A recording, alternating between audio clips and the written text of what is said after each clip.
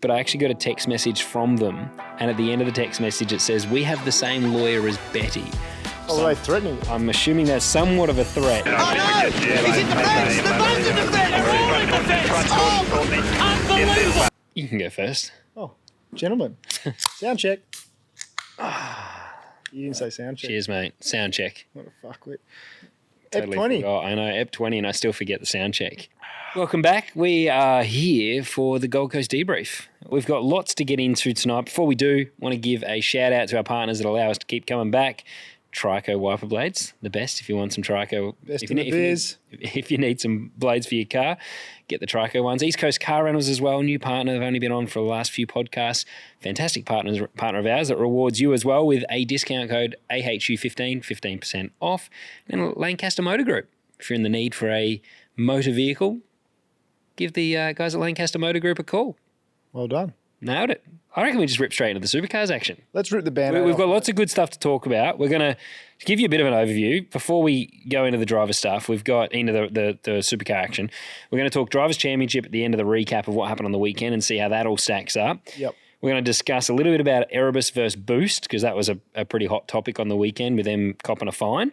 We want to talk a little bit about Team 18 and the stuff surrounding Frosty and what's happened there with his retirement and the way the team has handled that. Right. We also want to talk about Supercar Events in general. I think Boost Mobile knocked it out of the park on the weekend, and I think that event stood out. So I'd like to break down why I think it was so engaging. You know, even from a viewer over 1,000 kilometres away, I think it was still a great one to sit on the couch and watch. And then also WAU, obviously tough weekend for them, but not a beat up. Definitely want to just break down what happened to them and talk about, you know, what it's like from inside a team when things aren't going right. And then Grove versus DJR and Premi Air with their protests on the weekend. I'm pro what they did. I think it was good, but we're going to get into that as well. So there's actually quite a bit to talk about because the racing itself was not overly exciting. There wasn't a massive amount that happened, but there's still a few talking points. And then, of course, who remembered, who forgot, as well as the fan memos. So anyway, big show. Lots to get into. Action-packed show, Scotty. It is. It was a mouthful getting all through that. I still haven't. In the last episode, I still didn't put in the little timestamp, so I need to do that so everyone can skip. I actually noticed that. I got lazy, all right? You have to do it in the description. I started. It took me fucking ages, and I'm like, nah. I'm sorry, listeners. You're going to wait the next one. So I'm actually going to sleep tonight, and I'll edit this tomorrow during the day, so there'll be no excuse for there not to be timestamps. I like it. Still might not be timestamps, but we'll see. You'll hear about it if there isn't, mate. Yeah. And I guess, you know, for those that are watching, we are donning our our brand new Make Supercars Great Again hats. You can see the logo on the back, on the front, very Trump-esque. They arrived today. You got yours yesterday. I got mine yesterday. You got yours today. Mine arrived today, so just in time for the show. And a few eager listeners have sent in photos of them wearing them and... Yeah, it's been awesome. So if you haven't got yourself a hat yet, head to our store, pick one up, Apex. And they are comfortable. They're actually a decent hat. Yeah, I upped the quality on them. So if they're an Adidas hat. Yeah. So yeah, anyway, I think that's enough blabbering. Let's get into the race weekend, mate. Do you want to start us off with some of the results from Saturday that are worth talking about? Yeah, we'll dive straight into Saturday qual. First off, you watched the session from home, Scotty. What do you think of the session? I was a little bit bummed when I saw the results that we did our predictions, and as it turned out, I saw Cam got pole, and he did a great job. He was very quick all weekend, and he got the pole. But I was actually annoyed because I picked him for Sunday. He actually got the pole on the shootout, but not in qual. Not in qual. Sorry, I jumped forward to the shootout. Yeah, no, you're but right. Cam, when I saw that he got the pole for the shootout, I was annoyed because I had picked him for Sunday, and I thought, fuck, if Brody gets pole tomorrow on Sunday, I'm gonna be so annoyed because I picked him for Saturday. As it turned out, I actually picked Sunday's pole and the top three for the podium, but I was nowhere on Saturday. As it turns out, nowhere on either day because I picked the wrong day. But I thought it was impressive to see how fast the Tickford cars were on the weekend. That, for me, stood out. Like, even through practice, I thought on Saturday it was a no-brainer that they were going to be at the pointy end of the shootout anyway. The one that was a surprise was probably Richie Stanaway. His pace in the shootout, in qualifying, to make the shootout, was really good, and then he backed it up in his shootout lap as well. So I was sort of nervously awaiting to see what would happen. Yeah, well, Richie actually poled qual, and then where was he second in the shootout? So he actually poled the quali sesh, and I was I was actually at the new One Raceway on the weekend working, so I was sort of catching up with things at night and when I could in between doing what I was there to do. But straight off the gate when I jumped on that stuff and had a look, I was like, because we mentioned I thought it was going to be a Ford track, and straight away you look at it in qual and I was like top 4 Fords. You did say that, and I didn't totally agree with it when you said it. I thought it had changed from last year because of all the parody stuff that was going on at the end of last year, but definitely it looked like they were all strong, all the Fords. Like there was only, I'm not actually sure what the number is. There's only a few. What do we got? 1, 2, 3, 4 Chevs in the top 10. So it was six Fords and 4 Chevs in the top 10, but the top 4 Posies in the initial qual were all Mustangs. I thought, could have been onto something here. But then, as you'll find out in the show, I'm generally wrong with stuff, and that turned out to be true as well. But so in the shootout, mate, Cam did stick it on pole in the shootout. He did. It was a good lap, but I think I was kind of thinking, wonder what's going to happen with Richie here, because it's very different to running a few sets of tyres and then just getting one lap. And it was also tricky for guys in qualifying to get it up to temperature for the first lap. A lot of people were doing it on the second lap. Yeah, I heard that on the telecast as a second lap track. Yeah. And I remember even last year when I was there, you'd always struggled just for rotation, like the change of direction through the first chicane was always difficult. So you never flowed the speed through turn 1. And one of the things you can always tell when you're watching on TV, if someone's on a fast lap, the way it carries its speed through turn 1 and 2, because you just have confidence you're not going to hit the outside wall when you've got that front tyre temp. And I think on the first lap, a lot of guys can't do it. You get to turn 4 and you already know, you're like, okay, I didn't carry any speed. It's going to be a 10th or 2 down. More often than not, you'll bail out of it and just finish a warming lap. But that's why the shootout's such a challenge. So I was impressed across the weekend to see how many people matched, especially on Sunday, they matched their shootout time to their qualifying time, which says a lot. Like to be able to get the car to turn on, I think Brody actually slightly improved his qualifying time in the shootout lap. That was probably one of the best shootout laps I've seen on Sunday, but Saturday was equally as impressive to see how fast people were, and I think the track actually got a little bit slower for the shootout. But my little pet peeve with broadcast was it was more of an issue on Sunday, but the totem pole had a lot of issues. It kept disappearing. Did it? And when you're at home, unless you're watching NatSoft or like the live timing, I used the totem pole on the weekend just as a spectator, and it kept disappearing and it wouldn't give you the sectors if they were faster or if they were up. Right. And often they'd be through the chicane up to the second sector before the totem pole reappeared. And then also I did get a memo about this. We haven't thrown it in, but in the shootout, I'm so tired of commentators, because turn 1 is such an exciting corner and there's always a big moment. They talk about it, but by the time you get to the beach chicane, they're still talking about it. Yeah. And I think that was my pet peeve on the weekend was like, I love the shootout, but I could almost, you can just turn commentary off. Like you could watch a shootout lap and just enjoy. It's one lap and only goes for a minute. Almost just let it go. Shootouts, I think now that you're talking about that, should be split screen, onboard and exterior. Yep. Silent, just engine. Just let us watch it. Just the onboard sound with half the screen, the onboard camera, and then half looking back at the car. Definitely. Like the external. And then while the next car's warming up, they can go in and talk about some of the little nuances with the lap, whether it was like a brush with the wall or I don't know. I think a shootout lap is so exciting. You don't need someone hamming it up. No, I agree. It's like a time and place. And when they talk about a lock-up for like 6 or 8 corners, I'm like, fuck, Especially on a short track, it's a minute 10, minute 11 lap. So, as you say, if they waffle on for 20, 30 seconds, half the lap's gone. What about race results? So, for me, Cam Waters and Randall were just through practice and qualifying were fast, and then the race they just backed it up, which surprised me a little bit because I didn't think they were going to have tyre life. Cam won that race by nearly 10 seconds too, so it was fairly dominant. Shows again though how boring the race was because there was no safety car and it just the spread was huge. It was like Bathurst all over again. Was there any surprises in that? Because we won't go through everyone where they finished, but was there any surprises for you, mate, looking at that list? Not really. The one thing that I did think was I thought that Will might have made more progress. Yeah, I agree. But he was stuck behind Reynolds all day. And I think I think Reynolds was fast, but I didn't think he was fast enough. I actually replied to someone online saying that they were slamming this track. But I commented and said it's actually a really good track for overtaking. So I'm not too sure why, because on the weekend there was no overtaking. There was none. Yeah. Like it was a freight train from front to rear, and I thought Will would have had much better speed than Dave if he could get past him, but he was kind of within that second the entire race and couldn't do anything. So that was probably the surprise to me was the lack of overtaking on a track that I'm pretty complimentary of. So I don't really know why that was an issue on the weekend. It's a bit of a mystery for me. Yeah. And, there was 5 and 5, Ford and Chev in the top 10 in that race. So I don't think there was anything to sort of carry on about there.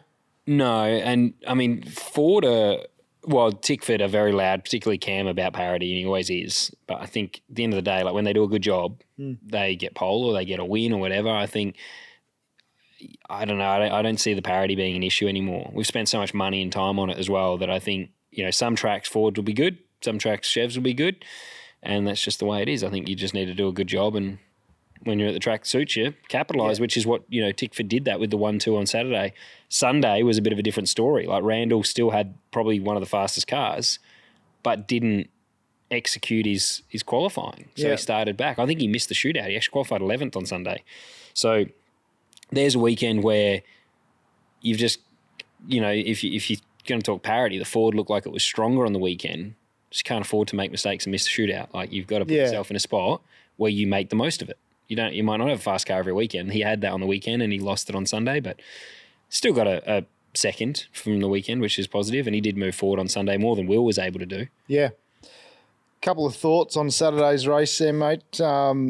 Premi Air had that cross-threaded wheel nut, which seemed to go for an eternity. I think they had a couple of cracks of grabbing different wheels to try and fix it, and so that was obviously frustrating for Golding. Devastating. And then when he dropped, it didn't get picked up on, but he didn't even have the limiter on either. So he actually dropped without the pit lane limiter, which is a penalty, but he got away with it. And even at that point, like, I almost just felt bad for him because he had such a good weekend. And to be honest, that's probably an honourable mention in there for qualifying because he did do a really good job and he was running well in the race. I think he was third at the time in the race. Yep, he's battling for third and fourth with Brock, I think. Yeah. So he was doing a great job, and then obviously had the rear wheel cross-thread issue. Yep. The team was quick at getting the second wheel out there, but I believe that one cross-threaded as well. Yeah, I had to look back at the highlights again today, and that was in there. And, as I say, I think they grabbed 2 different wheels to try and the one that actually initially cross-threaded. So there was a point where I didn't think it was going to go. I just thought it could be forever. Yeah, and I'm sure he thought it would have felt like for him sitting in the car, especially being in a good spot, that would have felt like an eternity. So that was very unlucky for Jimmy to see that happen. The one standout for me as well that we put in here was that Richie just didn't have any race pace. Yeah, so strong in qual, but then and I mean you could see early. I had a mate message and was like, "Oh, is Richie looking good here?" And it was like the 5th lap. I was like, "Nah." You can see around the wall in early days, mate. I know, but straight away, just having done so many laps around there, if you're struggling with rear lock, if you got rear instability, you're going to cook the tyres. And he had so much turn, and it just looked so unstable under brakes that you just like it. Like they forgot to send it back to a race car from a quality and you got no tools in the toolbox anymore to use. If you still had the adjustable roll bars, the first thing I'd have been doing was stiffening that front. Yeah, exactly. I'd stiffen that front bar straight up, but he can't do anything. And that is one problem with that's why Shane always called it an engineer's car. Yeah. I still do as well, because what you start the race with is what you got, which is dictated by your engineer. Must be why Brody loves it. I saw he came out the other day saying he doesn't want them to come in.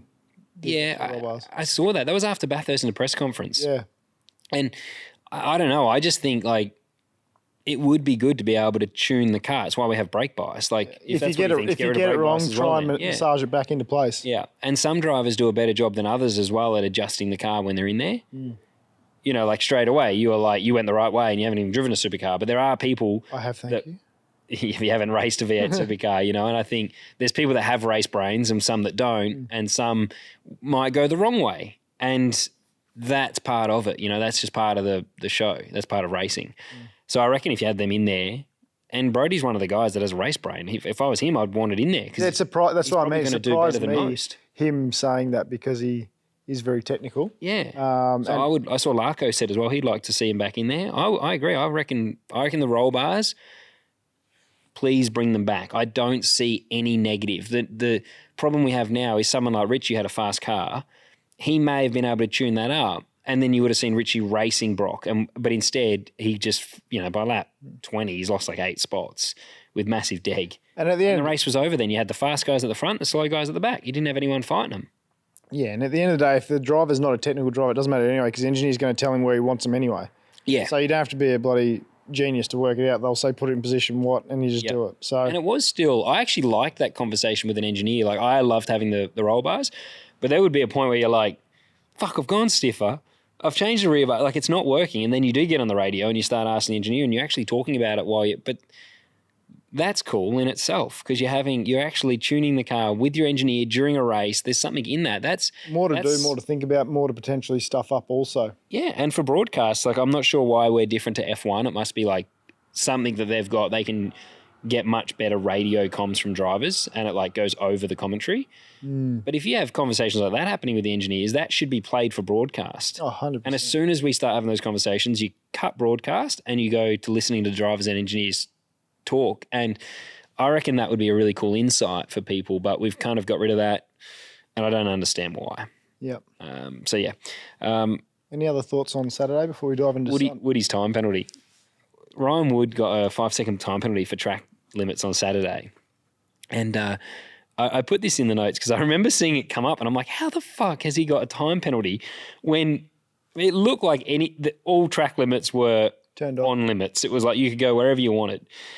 But I think that what happened was they had turn 2 and turn 9, I think it was, were turned off. But if you obviously hopped turn 7 or turn 8, whatever, it might have been 8, not 9. I thought it was 9. But he must have kept hitting the wrong one at the chicane and getting done for it. Because there was points, that turn 9, must be turn 8, I think, but it's the curb on the right. That was the one I believe they turned off because there was cars going 4 wheels off the track, launching through there. Yeah. And when I saw he got a penalty, I'm like, how the hell is he the only one? And then Sunday, he did the same thing. So I put that in there to just be like, I'm not sure how, but for both days it was like he didn't learn and it screwed him both. I think even in the shootout, he got a curb strike on the Sunday. Yeah, right. And it was just surprising because so many people were going over the curbs and taking the piss. Yeah. But they must have learned, like, okay, this is the one we can take the piss on. Yeah. The rest, you go a bit safer. That one, full throttle, send it 4 wheels over. Like Cam was probably the best at it. Yeah. Cam was barely getting curb strikes. Brody looked pretty good on the curbs too. Yeah, yeah. On Sunday. They were both pretty impressive. That's probably why they both won a race each. That's true. Yeah. Sunday quali results. Premi Air backed it up with another fast car with Matty Payne. So in qual, Matty was pole. Yeah. Waters was strong again in second. Brock was third. Ryan Wood was fourth in qual. Yeah, he was fast. For his first time at the Gold Coast, that's probably pretty impressive. He'd never been there in anything, so that's a solid job. Yep. And then Will had a slightly better day because Will obviously, those that did watch, he crashed on Saturday in qualifying. And because when you cause a red flag, for those that don't know, your fastest lap gets deleted. So he actually ended up 11th, even though he was in the 10 when he crashed at the time, but they delete your fastest lap. Yeah. So his second fastest lap time put him out of the shootout in 11th. So he, a little bit of redemption there for him by getting himself in the 10. I had a good chat with someone today, actually, Damien White, shout out. We had a bit of a debate. Oh, he's quite big on Twitter. Yeah, I think he put it on Twitter, but not our chat, but like his post was what he sent me today was a screenshot of it, and he was just talking to me about it and getting my thoughts. And it was good because we agreed to disagree, but he asked what my thoughts are on that incident. Very rare for you. I'm just very opinionated. No, but it was, I reckon you might agree with me on this one. But doubt it. Fuck you. Talk us through it. I'm interested to hear from the listeners because I thought it was a good question. So when Will Brown had the crash on Saturday in qualifying, he lost his fastest lap. Yep. But Damien said, do you think that was fair or not? Should he have lost his fastest lap? Because Slade and Percat both drove under a yellow into his door and crashed into him. Yeah. He would have got out and got going, wouldn't have been. And he would have got out and got going. I said, so I want to know if you'd agree with me or not. But I said, and he didn't tell me what he believed was right or wrong. Yeah. I just said that I think if I was Will, I would have known straight away I've got a penalty. That's the risk of qualifying. Yeah. If you crash, and they pull a red, it's no different to like you go in the gravel trap. If you don't get it out quick enough and they pull the red and then you drive away, it's just unlucky, but you still caused a red. And then also those other two cars would have driven through that incident, driven through that corner without ever crashing if it wasn't for Will being parked sideways. So Will was the cause of the crash and therefore should lose his lap. But Damien said, well, he kind of believed that the cause of the red was them hitting Will and then running through the yellow. I'm like, you could penalise. And so that's where we agreed to disagree. He thinks that it shouldn't all 100% lie on Will to lose his lap because he could have driven away. But at the same time, that's why we call them banker laps, I said. We have a banker lap where you set a time, and it's hard because the field spread's so close at the moment, but you do a good time and then you really turn the wick up. And that's what he obviously tried to do, but it wasn't good enough, though. The banker wasn't good enough. It knocked him out of the team. Yes. So I think, Will would have known this is a risk, and you're putting it on the wall, on the line. And if you crash, you're probably going to cause a red. And he did, and he caused a red, and he copped it on the chin. But I think as the driver that crashed, But Damien thinks the two that hit him probably could have been liable for losing their lap. I think, it's pretty black and white rule. If a red comes out and you're the reason why it's been caused, then you lose your lap. So, but then he's debating who was the reason. Yeah, no, well, as you say, the reason why the other two cars ran into Will was because he was in the fence. So he started that whole chain reaction. Yep. So, he should lose his lap. But I do think the other two guys could have avoided him because there was plenty of cars that did that were before him on the scene before they were. Yeah, there was 1 or 2 or 3 cars that went past Will prior. So it was pretty late afterwards, considering there would have been yellows out. The only thing I said to Damien, maybe you could look at, did they run through the yellow carelessly? But I also think, because I see this in the comment section a lot, not to defend any drivers, but when you run a yellow, like you go through a yellow at race speed, sometimes you genuinely don't see it, and you have to remember we're still human. And like when you're in qualifying, you're so in the zone. You're not, and that wall, the yellow is on the right. And, people driving their road cars, that's why seating position's so important. You should be looking really far ahead. But that's where teams also have responsibility, and that's why there's radio communication. There was plenty of time for teams to go, hey, mate, car on the fence, exit 11. Yeah. So I don't know that. And I asked Damien about how many seconds was it out for? Yeah. Because it was like last year when the double waves were out for me when I came through on Golding through turn 1. That flag was on the right of turn 1, and it was revealed for, I think it was like 3 frames of the video behind Will's car, 3 frames of a second. And I was looking to the left. And then I got penalised. Like he said, no, the reason there was nothing done was because I ran through a double wave yellow. Now I'm saying that's parallel to me in the car on my right, off the opposite direction of the corner. And you're already 200 metres. And I'm looking 200 metres ahead to the left as the yellow come out. And I'm like, I'm sorry, there was 2 seconds he was stationary for before he grabbed first and spun. I've arrived on the scene to 150 or something. You can't, there's got to be some leeway for drivers, I think, where you go. This wasn't a point second. Like it was a even at the time I was like, oh, fuck, he'd been there for a while. Yeah. I don't know when the flag came out, but he'd been in the fence for. And maybe it's in that case a separate incident, a separate penalty where they get some kind of reprimand for running through the yellow because if it was long, then maybe they should. I'm not necessarily saying they should get a penalty, but it was avoidable. Yeah, but I don't think they should lose their lap in quali if they carry on for causing a red. I don't think they're involved. No, they didn't cause the red. No, I agree. And that's where I agree with you on that. Yeah, but I just think he probably also should not have been driven into. Yeah, okay. While he was there. Yeah. So it's a bit of a. I like that Will just got on the gas and actually spun it almost out of harm's way, because the rear was out originally. But that was a big comeback. It was almost like I sort of thought of it like my Thursday when I crashed at Bathurst. I was like, oh, this will be interesting to see how he comes back from this. Because why did he bounce out? Because in the shootout he went poo too. On Sunday. Yeah. Yeah, no, it was unreal. Like he come back on, but even in the race on Saturday, I thought he did a good job and stayed out of trouble after qualifying 11th. Considering he's kind of in the shit too. Like, you're right in the shit there, aren't you? That's where the risk just goes through the roof. Yeah, I thought straight away like this could derail the whole weekend. Well, not to jump forward, but could you imagine if that qualifying was what happened in Sunday's race had happened in Saturday's, where the crash on the first lap in Sunday's race? Oh, he would have been right in the middle of that. Yep. If he was starting 11th. Yeah. And that's because it was literally the top 10 that got through that. And that's how it can compound. It just escalates. And that's where I thought, fuck, this could be like, that could have derailed the whole weekend. But he he did a good job, but they got through it. Bounced back on Sunday with P2 in qualifying and then ran P2 in the race. In the race, it was probably Brody's all day, wasn't it? Yeah. To me, he never looked like Bathurst again. It never looked like anyone else in my mind was going to get him. He looked like he was in so much control. And if someone was there and threatening his rear bar, I reckon he could have found more time again. Yeah, I think so. Because he's mature enough now that in the first part of the race, there's not much field spread because the guys are driving not to a number because there's no number. You're driving a feel. He's doing what Shane used to do all the time. You can just tell he's looking after the tyre. He's going fast enough without hurting the tyre. So 10 laps, if he needs to extend his stint or do something, he can. He can still do it. So and they're all doing it. Like, I know that Will and Brock, all those guys, now when they're leading, Chaz will be the same. They drive as slow as you can. Yeah. And everyone does it. Slow as you can to maintain the lead. Exactly. Just maintain the lead, look after your tyres, and then negative split almost like a runner in the race. You start to use your mulligans, your pace a bit later in the day. How good would that be to be able to drive slow but you're still leading? I just have never experienced that. Mate, I always feel like I'm just trying to drive my heart out. I don't think I'd ever felt that. I mean, Melbourne Grand Prix that year I won there, I felt it, where years and years ago, they were saying, like, in the first stint, go slower. Oh, in the first stint. I'm saying towards the end when it was dark and shit. Even towards the end, like, until I made the mistake at turn 13, I was cruising. And then at Sandown, when the car was a jet just now with Red Bull, when I was with Jamie out front, that was just... Yeah, that looked boring. That was lifting, coast, cruise, don't accelerate across the top, don't wear the front tyre, just drive to a number.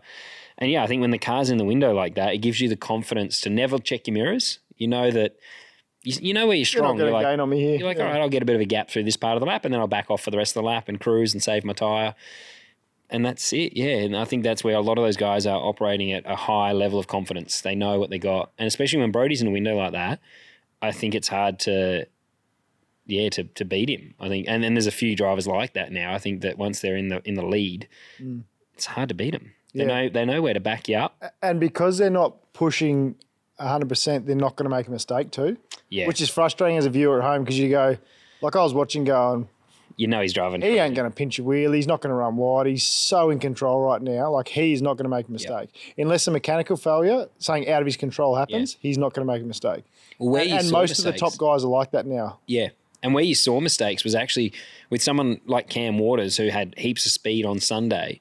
He was trying to get runs out of the first chicane into the hairpin. He's ripping the splitter off it. Yeah, and he was just hammering through that first one. So you start to see the guy behind push the limits and almost make mistakes. And then the guy in front, it escalates more. He's like more comfortable because all of a sudden Cam's got a fucked front splitter and that's right, yeah, his car's still clean. So it's sort of, it's hard, but you need people like Cam to have a crack like that because otherwise there's no pressure on them. No, and that's where I think guys like Cam are amazing for the sport because, like, he's a fighter. Yeah. And he's not going to just... And Chaz is another one. Yeah, Chaz is the exact same. They're not going to roll over. They're going to go, you know what, if I've got a sniff here, or if he is going to beat me, I'm going to make it as hard as I possibly can. I'm not just going to go, oh, grabbing a trophy is great, second's cool. Some of those passes Chaz did down in turn 11. Yeah. It's like you're almost never safe because it looks like, oh, there's a gap to the car in front, and then bang, he's like down the inside and, goes for what would almost look like a desperate move, but he catches people sleeping. And...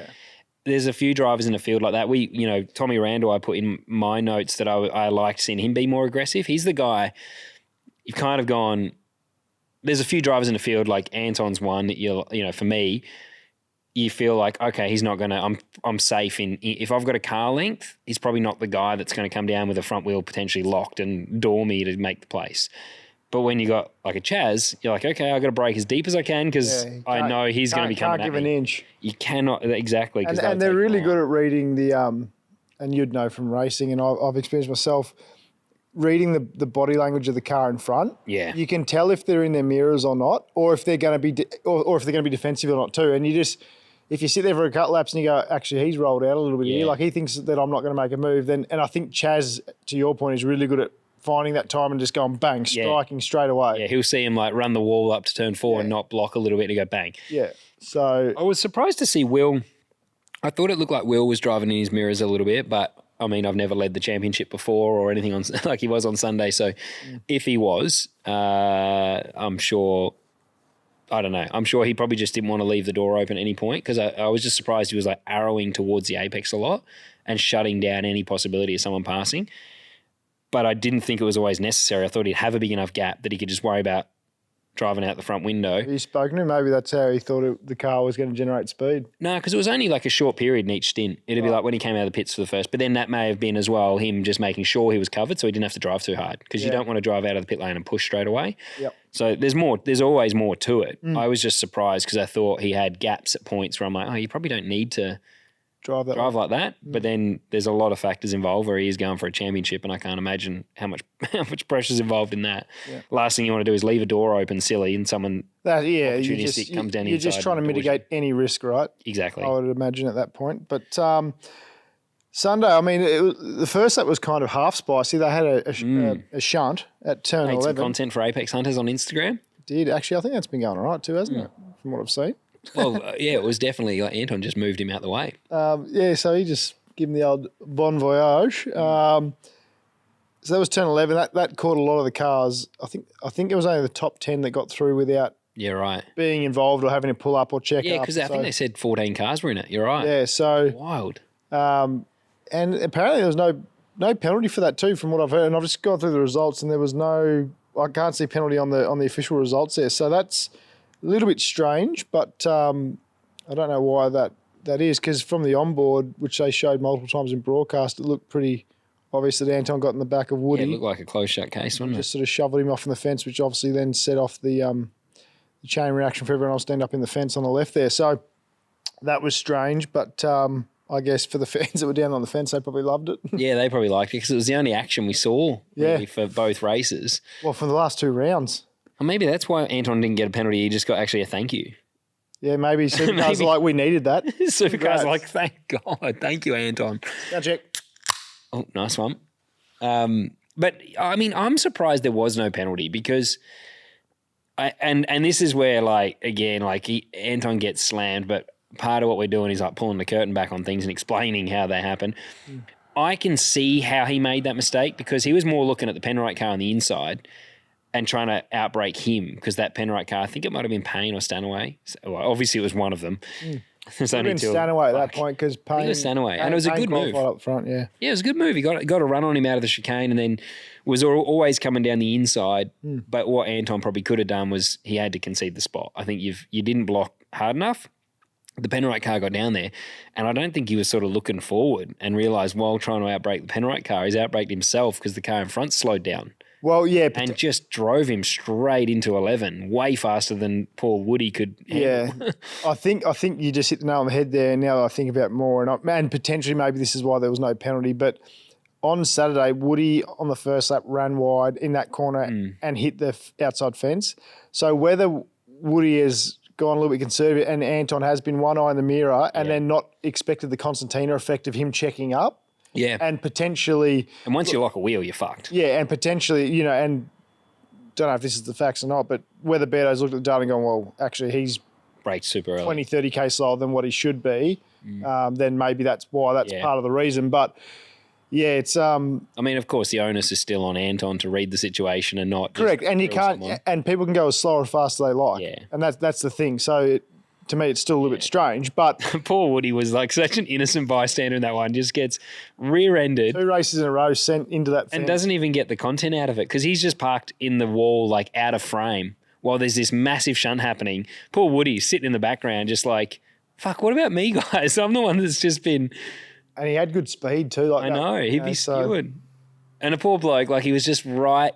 He was in the wrong spot at the right time because he was fast in quali, and it was just that he lost his shootout lap that he started 10th or 9th. He probably would have been up the road. He would have been up the front. Yeah. He was fast enough that he would have been out of trouble, and that would have just... And for Walkinshaw, after it was a tough day, that would have, given everyone a bit of a morale boost because no doubt, like he would have stayed up there. I think if he qualified there, he would have stayed there. Yeah, I agree. And look, and everyone in the field, they're all at the level where it's track position, right? Which is when we were talking in the except for JC, which we'll get to. We'll get to that. But in the pre-brief when we were talking about the strategy, and I said, I reckon track position's key. Like some people would try and and it's such a place, and everyone's so good that if you do get track position and you qualify well, you get a good start, then it's going to be hard unless you make a dick of yourself. To not have a decent day. So yeah, that was disappointing for him. Andre, I thought had a good race. Yeah. He raced back through to 6th again. Unreal. And especially after qualifying with that, he crashed in qualifying. They flat-bedded the car back to pit lane, dragged it off, and he rejoined the qualifying session, I know he didn't qualify well, he qualified like 16th, but he only got back out for one run. Yeah. And, it was a good spot. I actually missed that. When you brought that one up today, I thought that was a good... Well, that was... Good shout. Yeah, so I was sort of watching in between what I was doing at the time, but I did, because I was driving back from one raceway on Sunday night, I caught the back half where, Chad was walking down trying to find people. Yep. And I actually saw his interview with Andre. And Andre said he was leaving the track for the first time in a little while actually happy. So I thought, I might dig into why is he happy. And Yeah, okay. so I think, that was good for him to have a solid hit out. And there's sometimes the races that are always really rewarding, not necessarily when you're spraying champagne, but when you're like, well, I dug myself out of shit position. Yeah. I actually got a semi-respectable result out of that. Yep. Like sometimes they're the most rewarding, especially a place like that. Passing that many cars, whether he passed them in the pits or actually physically passed them, it's still making those gains, especially around there, is impressive. So he'd be well and truly happy with that, no doubt. Yeah, I think so. Actually, that's a good shout with the chat that Chad does up and down the lane. I like those, and we've started watching more of the press conference as well, like you and I, because we've started getting a lot out of it. I find that stuff far more interesting because, and credit to Supercars and the drivers, I feel like maybe people feel like it's a safer space to say more than they naturally would probably in the previous years, maybe. Maybe, but I just think it's just good to get that insight. And I just think I like it when the team owners are there too because they come in all different shapes and sizes. So that's always good to get their point of view. I think I noticed Triple Eight had Steve Blackmore, I think at the Bathurst one, or like teams that have multiple owners. I think it's nice that they're giving them all a chance for the fans to understand who they are and things like that. So 100%. Yeah, I like that stuff. And the owners, when you've got multiple ones, they actually they offer a different level of insight, a different aspect because they actually add different value to the business. Correct. I think that's interesting as well for people to understand is like, Jamie Whincup is, of course, the more performance owner. He's focused. He's in the bunker with the engineers and helping with strategy and everything.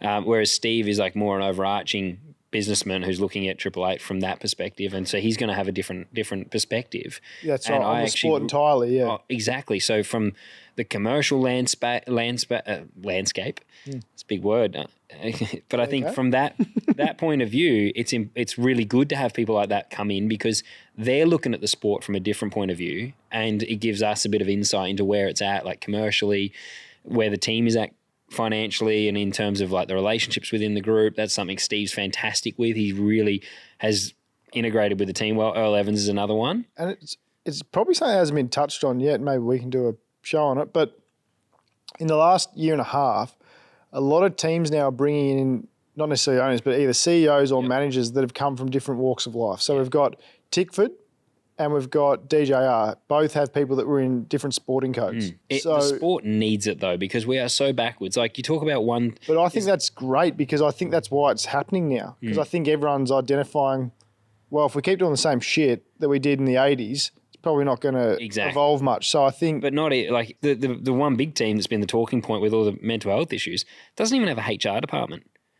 So you got people in tears with nowhere to go for help. And that sort of stuff doesn't fly anymore, especially when you want to get performance out of people. I think people are starting to realise the importance of health and nutrition, mental well-being. So to see that there's teams out there that do not have a HR department or someone to go to that can help with certain situations, because that then transfers into performance as well. Yeah, and I think on the performance point of view, it's a good point. And you know, they understand that every single person in that operation creates performance. Yep. Whether it's, you know, an admin role. No, yeah, and that's what I'm saying. I think the people that have brought people in from the outside world probably understand that. Yeah. And that's why you see some football teams run at a really high level, same with basketball, NRL, all that sort of stuff. So I think it's interesting. And then you've got the teams like Triple Eight that have gone and grabbed a couple of businessmen from their point of view. Yep. And how, Triple Eight have the performance and getting the cars and the drivers fast down pat. Right, now they've got probably other aspirations from a business point of view. Let's go get a couple of business gurus to help us. And so it's interesting. And the team numbers have grown as well. So you might have in the past dealt with like 5 or 10 different personalities. Now you're dealing with like 50 personalities where, of course, you're going to have clashes, but we still need all of those 50 to work together so that come race day, you perform. Harmonious. Exactly. So and everyone's different. And we are actually in quite a volatile workplace. It's a volatile workplace because sport is so competitive and cutthroat, and anyone that works in it is cutthroat, and they should be. That's what makes it competitive. But that then means that, you know, when you're dealing with like an accounts department and, you know, sponsorship or commercial that have different input, like you need them all to work together, but they're very different personalities of what you might see with a mechanic or an engineer or especially the drivers. Like, I know what we can be like because you spend 3 hours of the day high adrenaline, like in your fight or flight, and then you get out and you've got to try and debrief and be calm. Sometimes relationships are strained and you might clash. A high pressure situation. Yeah, and that's where like sports psychologists have great value. I don't think any of that stuff is wank. I actually value it really highly, same as your nutrition, everything, all of that stuff. And I think we're seeing even with Brody, like he's 100% looking forward to the future and he's getting back to where, like, mate, the tunnel is like, he's seeing the light and he's doing a very good job now. And I think a lot of that stuff will be having an impact on the way they're all working together now because, you know, it's looking good for him. Like, yeah. I think that's transformed him. And DJR will be absolutely rubbing their hands together. Oh, mate. They will be, I mean, we're going to talk about that later, but it's just, it's all coming up Millhouse. It is, yeah. Drivers' Championship, mate. Let's talk about that because it's still not over. Nope. And there's a little bit of juiciness in there, so talk to the people, mate. Talk to the people. Well, it's obviously between Will and Brock now. So either way, it's going to be one of the Red Bull guys win the championship. And there's 180 points in it. So it's definitely not over yet, but it's not within a race, which I know that was one of Brock's big goals was to go to Adelaide and to have closed the championship down to have been less than 150 points because we know it's 150 points for both Saturday and Sunday, 300 maximum across the weekend, and it is 180 points between them. So I think that's one thing that's a bit of a shame. It almost, you know, if the thing is, man, and I know what you're saying, but one DNF and you bring it back to 30 points between them. Let's just even look back to Bathurst as an example. Like, we had crashes in practice and quali and stuff like that. We did have crashes in practice, Ellie. Did you need to really bring that up again? No, but I'm saying, like, how many times have we seen cars at Turn 8 Adelaide? Yeah, go in. Maybe it can't be fixed.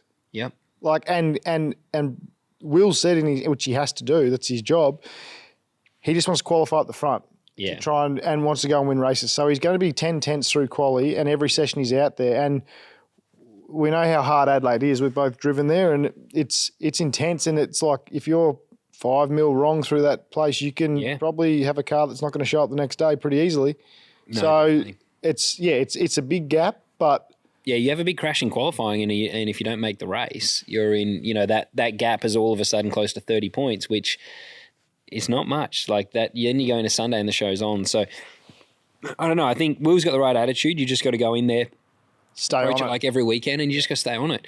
And yeah, I think that in a way, he's probably in a good position where it's his teammate because if Brock's running P2 in a race and Will's winning, he's not going to fence his teammate to win the championship. You know, reckon? I don't think so. I just don't see. I don't see that being a win for him, you know, because you still got to respect that if you crash the car, car 87 side's going to come over and help you fix your car.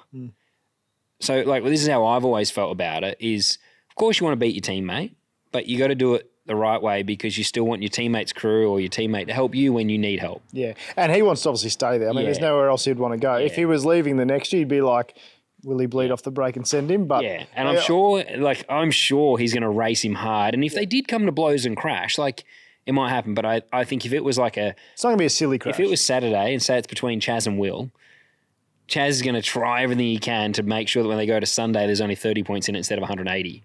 Whereas I think Brock's going to try and be a bit cleaner because he's not going to want to wreck his teammate's car. He's definitely not going to want to wreck him. And that's a team with both cars. Like my time there this year, until you really get to know your crew, you could almost be mistaken to think that the other crew is on your car. Yeah. That's how well it works together. So it's not. Yeah, I don't think you look at it like theirs and ours. Ours, yeah. I don't think you'd walk out of there with your head held high going, oh, car 87 won the championship if you fenced 88, you know? Like, you'd be pretty devastated. So it's going to be a good fight right down to the end, hopefully. But that's from a fan's perspective. From me, selfishly, I want Will to go in and clean up. But I think it was funny because before Enduros, I didn't really have any buy-in. I said to you a few times, it doesn't really feel like I'm part of it yet. Whereas now I've only played a small part, but if Will wins the championship, it's a good feeling. And I noticed that on the weekend. I was really going for Will, like, you know, but we're in a good spot now where obviously it's going to be one of the Red Bull cars. But the fight between Chaz and Cam is on. It's actually closer. It's 119 points between those two. You said something earlier. I'll let you say it, but I think it's going to be a good fight about Walkinshaw. Yeah, I think it'll be a good fight. And again, every time I bet it's wrong. But I just feel like Cam is in the prime position to get to third. I think Tickford are working better than WAUR at the moment. What was that? Walkinshaw and G United. Yep. At the moment. Just they've had a few things go on. We'll talk about it later in the show. A few stuff-ups. Cars haven't rolled out as fast as I think Tickford have you know, lately anyway. So, and I did see something today that I think other than Will, Cam's got the most points since New Zealand. So he's obviously on a good trajectory. He's flying, and the team are obviously starting to really gel well. As you said, Thomas was fast as well. So both cars are rolling out quick. Yeah, okay. I didn't realise that. That's a good point. So I think, I just feel like Cam, and I mean, we know how good Chaz is, especially at Adelaide. But then Cam and Adelaide. Cam and Adelaide too. And both of them at street tracks, they're super aggressive. They're super fast guys. But I just think if I was to put some money down on it. Don't do it. Don't do it. I'm not going to do it. Don't do it to either of them. I'm not going to do it. But now that I've said this, Chaz will go and probably clean sweep the weekend. Somehow both Red Bull cars will cop points penalties and Chaz will win the championship. But it'll be a good fight, and I think that'll be almost as entertaining, or if not more entertaining to watch than the fight for the win championship. Yeah. I think that Cam is very strong in Adelaide, and I think he's going to be hard to beat, which makes it obviously it's always going to be hard because they're all at the front. They're very fast guys. But I didn't think at Gold Coast that, I know Saturday it looked like Chaz had good speed and with his dash dramas could have been faster, because I'm sure that was playing havoc for him while driving, did you see that? The dash was showing reverse and all sorts of shit, yeah. So he did a pretty special job, I thought, to be as quick as he was. But I didn't think he was ever Cam's speed or even Randall, really. And then, so I think in Adelaide, Tickford have been fast there in the past. I reckon they're going to be hard for Chaz to beat. And 119 points only takes one mistake, and all of a sudden that's gone, because the guys at the front are scoring potentially 150 points a race. So it's like you make one mistake, you finish 14th. Yeah, if Cam wins and something there's a cross thread on a wheel nut and a 100%. Pit stop or something, it's on like Donkey Kong. Yep. And I mean, I said it about Gold Coast, but I would like to think that Adelaide does offer good opportunity for overtaking. So I think in a 250k race, if there was an issue, Chaz should still be able to come through. But yeah, I agree. I don't know. It's going to be interesting. I reckon they'll be passing at Adelaide. I hope so, because Gold Coast was terrible. And it's one of my favourite tracks. I thought it was always great. I'm just trying to think. Historically, though, Adelaide would throw more safety cars than Goldie. Do you reckon or not? Because it's usually only like one a race. Yeah. I don't know. We'll see. One thing, I'm moving on from there because I actually don't know the number. No, that's We're just spitballing there. But I wanted to get into Teamland a bit. We touched on it a bit with DJR, and obviously they're going to be sitting there like a dog with two dicks coming into 2025 at the moment. Oh, yeah. I think they're still going to have some growing pains because I don't think their package is that great at the moment. For whatever reason, the cars they're just not quite fast enough. Like Davo was completely absent on the weekend at Brody's taking George with him. He is, yeah. So from an engineering point of view, you would think... But then the package will be very different. Like we saw how long it took him this year to just, as I think at the start of the year, the championship had moved forward and we saw it took Brody and George some time. I only think it's going to be like a similar time period in 25. It may be even earlier. I think he's going to be a championship contender straight away, but it might take until round 5 or 6 before they start to really hit their straps. That's all I'm saying. Yeah. But what I wanted to mention was that one thing that stands out to me with T8, and this is where we're going to see what Erebus is made of. T8 has now, we can say that they're going to win the championship this year as a driver's title because it's between the two of them. So it's 11 driver's titles and 11 teams championships. Isn't it? And there has been staff changes over the years they've been in the sport. They haven't just had the exact same people every year. And that's a lot of success. And I think it goes back to the structure of the business, the processes that are in place or that have been put in place or added over the years. And we can talk parity and everything as much as we want, but to have that kind of success over such a long span, they've got to be doing something that's overarching. Well, they've done it with Ford and Holden. Yeah, I know, exactly. And they've done it with different engineers, different race engineers. Like we've had different drivers. Jeremy Moore, went over and did LMP2. He disappeared for a while after engineering Craig Lowndes. David Couchy moved out. You know, Adrian Burgess went on to Walkinshaw from his time there, and the success continued. I think we're going to see this year, going into next year, we'll see if Erebus actually is a sustainable business or if it's been propped up by talented individuals. Because at the moment, I think my opinion is that the management and PR is doing, I mean, they're doing a horrific job there, but I think that they've got some really great people that, this is my opinion, but I think they've got some amazing, talented people. And George is, of course, one of those. Tom, our other mate, is another really talented person. But I think come the end of the year, we know there's a big exodus coming, and we'll find out if it is Erebus Motorsport or if it is some talented people. And this is why I think that, you know, DJR is going to be in a good spot going into the future, because I think they're picking up some great people. And if I'm honest, I think they're the reason there's success there. And of course, the drivers were one of them. I think that, you know, Will has proven that while he was there, I think people questioned, is he the guy? He's put that to bed now by going to Red Bull and doing what he's done. Brodie, I think he's going to do what he did at Erebus last year, next year, or even maybe not next year, but year after, because he's going to be taking some good people with him. Yeah, I mean, it's to your point, mate, it will be interesting at the very least. And I think, obviously George is an amazing engineer. I personally think Brodie is one of the best drivers we've seen for a long time, as a package, that is. I think it'll be interesting. And as you said, to your point, Erebus inherit a fast young guy in Cooper. They've obviously got fast cars at the moment, so it'll be interesting to see how they roll. Yeah, if they can keep it going. They'll have the experience of Jack LeBrock. Yep. But as you said, if there is key staff changes happening, they're pretty confident, because in the press release, I think they've come out saying they're going to win the championship in 2026. So they've only given themselves one learning year for a rookie and Jack to get it done. Did you have any thoughts on the Boost and Erebus stuff that happened on the Gold Coast? I just only that what I again I was sort of distracted by work on the weekend, but I did laugh at some of the shit I saw on social media. I saw a couple of posts that Pete added and put up, which I just thought were just outrageous and whatever. They achieve what he wants, which is people talking about it, which is exactly what we're doing now. Just a marketing.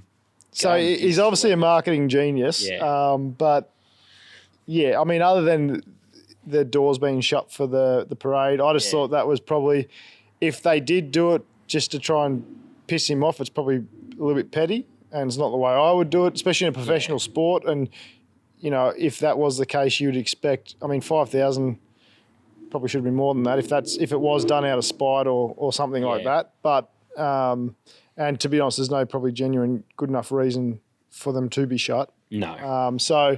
But other than that, I mean, there's obviously always going to be tension there. I kind of found it. But I don't really understand why as well. Like, I don't think we had Addison on the podcast, and I don't know. I mean, Addison's just, he's doing a good job. It's like, it plays into his hand, you know, like even Loretta replied to his story, and I don't know why she did, because of course he's going to screenshot and put it up.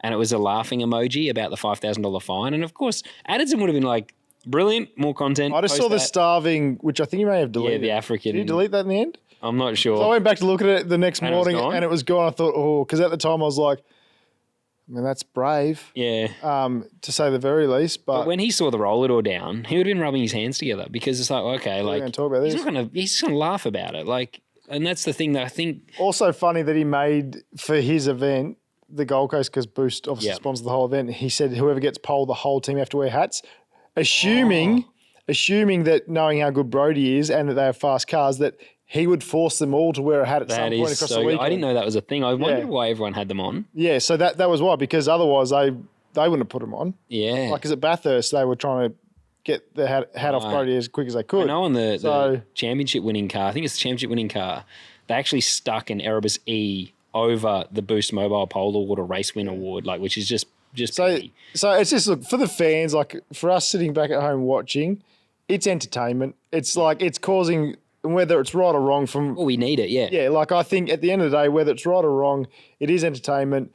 We're all talking about it, so it's playing into Pete's hands, and I guess Erebus is still getting people talking about that too. So it's it was entertaining. It has been. But I had a good chuckle at some of the stuff I saw online. Like, oh mate, it's been so good. Just because, as you said, I would never, if I had anything negative to say towards Peter Adderton or whatever. Or you'd be very careful. You do it over the phone. I'll just talk to him face to face. Yeah. I would never send him a text or an email or a picture or nothing because you would know in 3 minutes' time it's up on the social media. So I love it. I mean, and I think that, like, I look at the US a lot and the way they promote sport, and we're going to get into supercars and the events, but I think drivers as well need to start considering themselves as promoters. Like, you look at a fighter and it's their responsibility to promote the fight. Denny Hamlin's perfect example. Great at it. And I actually wish I started this podcast years ago because I think it is a good way to, you know, if you have a rivalry or something happen, you get on here, you say your piece, whether it's right or wrong. Of course, you're going to believe in your own opinion and you get it out there. And I think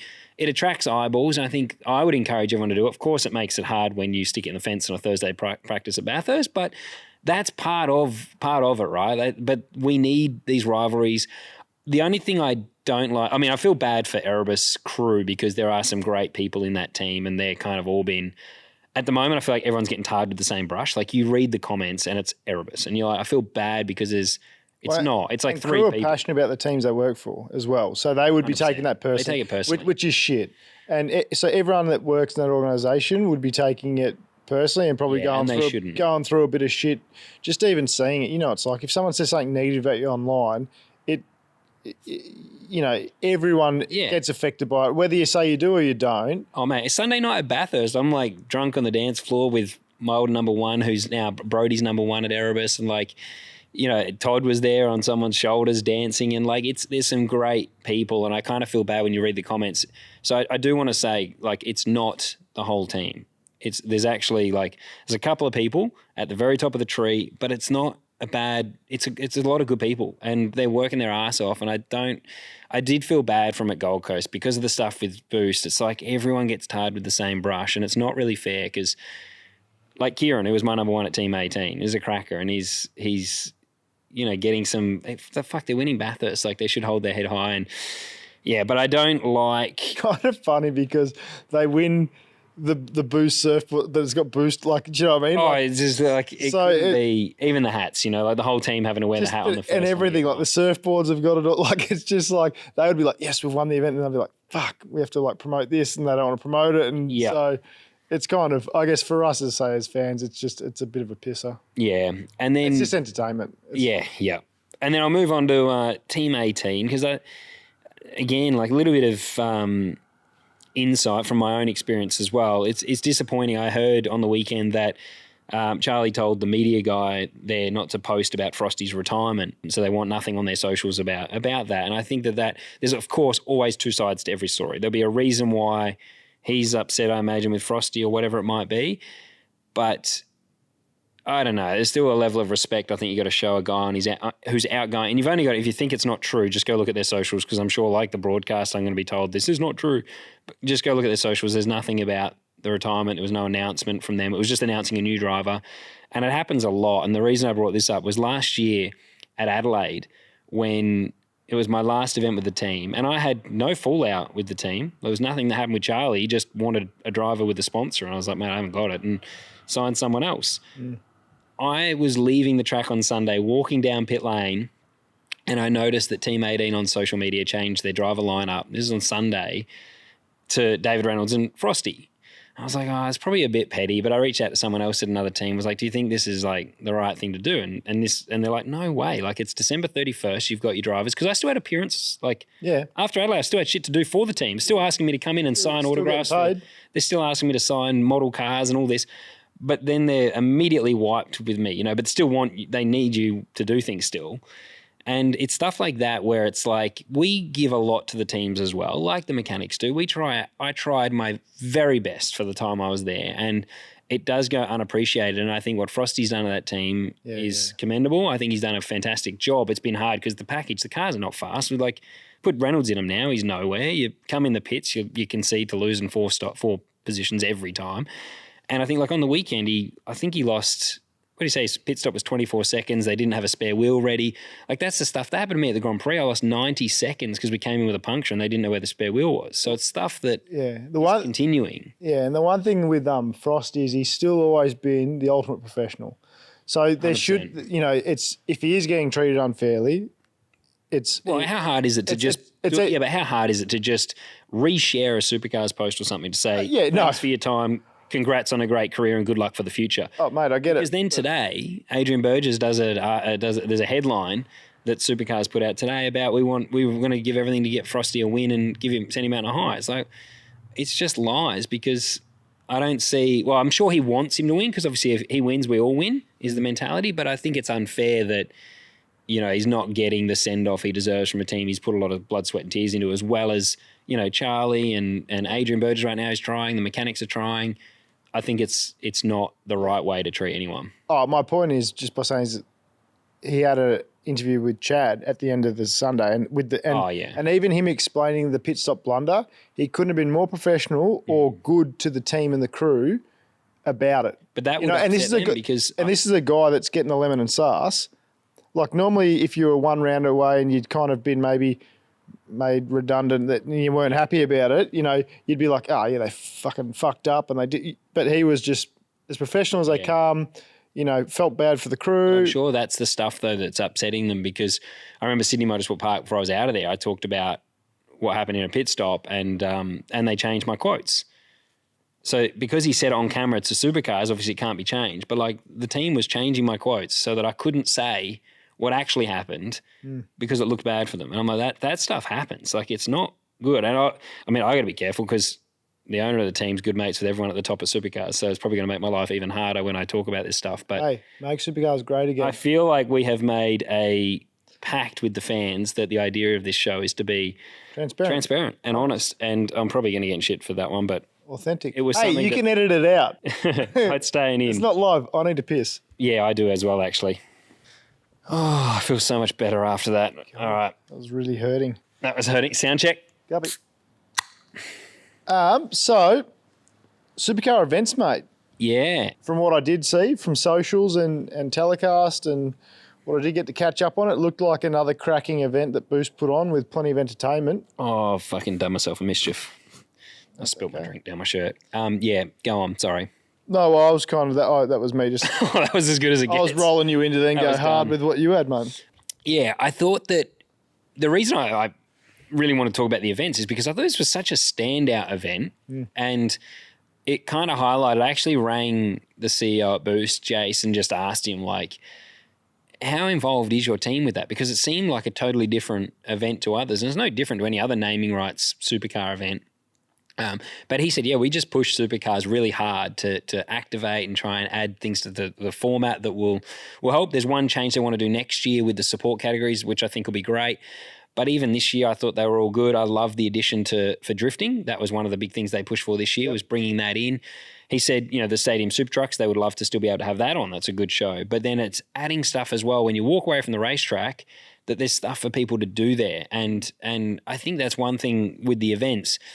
I would love to see a supercar event become more like a Melbourne show or an Adelaide show where kids can come in and literally get a show bag, go on rides, have activations, make it family friendly, and then the benefit of being there for the day, because it's not cheap. You go in there and you're spending a lot of money, but the benefit is you get to stick around and watch supercars. So the parents, the kids might not be interested in that, but the parents get to watch the V8s on track or something. And I think Gold Coast, even from looking at it on the TV, had so much going on that it kind of put to shame what supercars are doing with other events. I'm almost like, like I look at Taupo, great facility and everything, but it just didn't look like there was much. I mean, that event, like if you're switching on supercars for the first time, there's no wow factor. You're not going to look at that and go, wow. Yeah. Gold Coast, you turned that on and I was like, holy shit, this is an Australian sporting event that was actually like, it was massive. And it is a credit to Boost because they don't just do the naming rights deal, and we are not sponsored by Boost, but I just looked at it and was like, I appreciated what they don't just hand over a check and say, cool, put a sticker on a wall for me here, and they go, right, how do we make it cool? Exactly. And the reason I called him was to find out, like, why is your event so different? How much involvement do you have? And it is really pushed by Boost, and that, so it is a credit to them. And then the reason I called was actually because the Adelaide 500 is another event that's run by the Adelaide 500, like it's promoted by them. Yep. And they do such a good job. So the Supercars internal team, I feel like I don't know if there's more they can do or maybe work harder with the sponsors that they get on board as naming rights, or even just push the sponsors, because some sponsors I'm sure are happy to go like, here's the money for the naming rights, but then they don't really know how to activate it. Yeah. So I think that there's probably, because I've had it before with, clients that we work with that sponsor supercar teams, and they've been disappointed at the end of the year because we produce content for some sponsors that are involved in the sport. And I'll say to them at the end, well, like, did you really reach out to them? And they say, oh, no, we kind of thought they would come to us with ideas. So there's sometimes a disconnect between the sport and the sponsor, just with the lack of understanding on how to actually leverage the partnership. And Boost is very active in that. Some brands might not be. So then I think it's up to Supercars to go to the brand and be like, here's an example of what can be done. We probably need a little bit more money to spend on the event itself. But it's like creating an advert, right? There's no point creating the ad if you don't put money in the ad spend to make sure eyeballs see it. Yeah. And I've got no doubt that's a part of it, because there will definitely be people at Supercars that are like, this is an amazing idea. Well, this is what I think you should do. And then, but obviously things cost money. And if a sponsor at the end of the day, as an example, their budget's $100,000 and, that's all they got, then that's sort of, I'm sure they'll try and deliver what they can for what the budget is. But I mean, it's very typical Boost. They are they're a very fun brand. So I guess, and they always do cool stuff. And even simple things like, I noticed that all of the Boost ambassadors were there doing an autograph session. So you had footy players, you had BMX riders, you had skateboarders, you had motocross riders, surfers. So as a fan, you go there and you go, oh, there's my favourite motocross rider. Yeah. Or you go to social media and you come across Supercars by accident because you follow Willie, who was the X Games kid, a guy who's, he's not a kid anymore. I followed him since he was young on his scooter, but I'm like, I follow him, and there'll be kids that have no idea about Supercars that follow him. He's got 3 million followers or something. Yep. And they're going to go, oh shit, I just saw that look cool. I might go to that next year and maybe we'll get a signing session and meet Willie and then check out the Supercars. Yeah. So I think all those little things that seem little that are actually make, a big difference to the show. Definitely. So they definitely think of everything. It was where the Drivers podcast went wrong as well. Like I actually quite like what they're doing with it, and I enjoy watching the Drivers pod. I still do. But the idea when I first listened to it. You haven't listened to it yet? I haven't listened to one. I like listening. I listen to everyone's podcast. Like I actually really enjoy, full credit to the Noise. They're really good, like quite funny, and and also like they cover off every sport too, so that's always good. But I do listen. I listen to a lot of podcasts, but the Drivers Only one I think is good. But I think the idea of that got missed. So it was like mid last year, I started trying to talk to David Tunners at Supercars about the podcast, and I started spitballing this idea about a Drivers Only pod. But the idea was, I thought it would be cool to have only drivers host the podcast. So you'd have a different driver, but then bring in athletes from other sports. So you didn't have like, and it's no disrespect to like a Rusty or a Jess Yates or Scafie or Crompo. I thought it'd be cool to just have drivers do the interviews with you get like a Nick Dacos in, right? You'd have Cam Waters and another monster athlete who plays for Collingwood in the AFL, big star. You could do it with NRL players, you could do it with motocross riders, and you could cross-pollinate the sports and collaborate a bit more like what YouTubers do. Yep. That was the idea, I thought, for the Drivers Only pod. It's gone down the route of Drivers Only, but you're never going to be like fully transparent with each other. And also they put their team shirts on, and of course they close up and someone's scripting it for them. But I think there's an opportunity, and they can still do it. Like I would love to see them change it to this, but start bringing in other athletes from other codes, and you might be able to do it with Boost and Monster and use the brands that sponsor the sport and get their athletes and ambassadors in and start talking about things that fans would be interested in. Pull the curtain back on their sport, find out what it's like as an athlete or what some of the challenges might be. Well, I reckon people would love it. Fox Footy did that with you and Will going onto the footy show. Yeah. You know, or 360 footy or whatever it was. Yeah. So I mean, like I think that would be really good. That was footy almost going, well, this is happening this weekend. Let's try and get some more motorsport people to watch our show and vice versa. So leverage off each other's platforms. So that's what I thought they did well on the weekend. But yeah, I'm looking forward to seeing what the Adelaide 500 does as well. But I can't wait. But it's putting a lot of pressure, I think, on Supercars team, because there's people out there doing a bloody good job at it. And I think there's some awesome people within Supercars that can do it. I just think we need a bit of a lift. But I mentioned earlier, drivers have got to take some responsibility too. It's still up to us to promote the sport. And be exciting, like be controversial. If you see something online, like, I mean, I'm probably too far sometimes. I really enjoy like getting involved in a bit of an Adderton thing or something, or commenting on some, there's one media outlet at the moment that is doing a horrific job, and I love jumping on the comment section and having a chat in there. But I think if drivers... on your hands, mate. I spend a lot of time on the toilet. Great. But I think that, I want to see drivers like outspoken, do a podcast. I know the setup for a podcast is quite difficult, but there's ways of doing it. And I reckon then...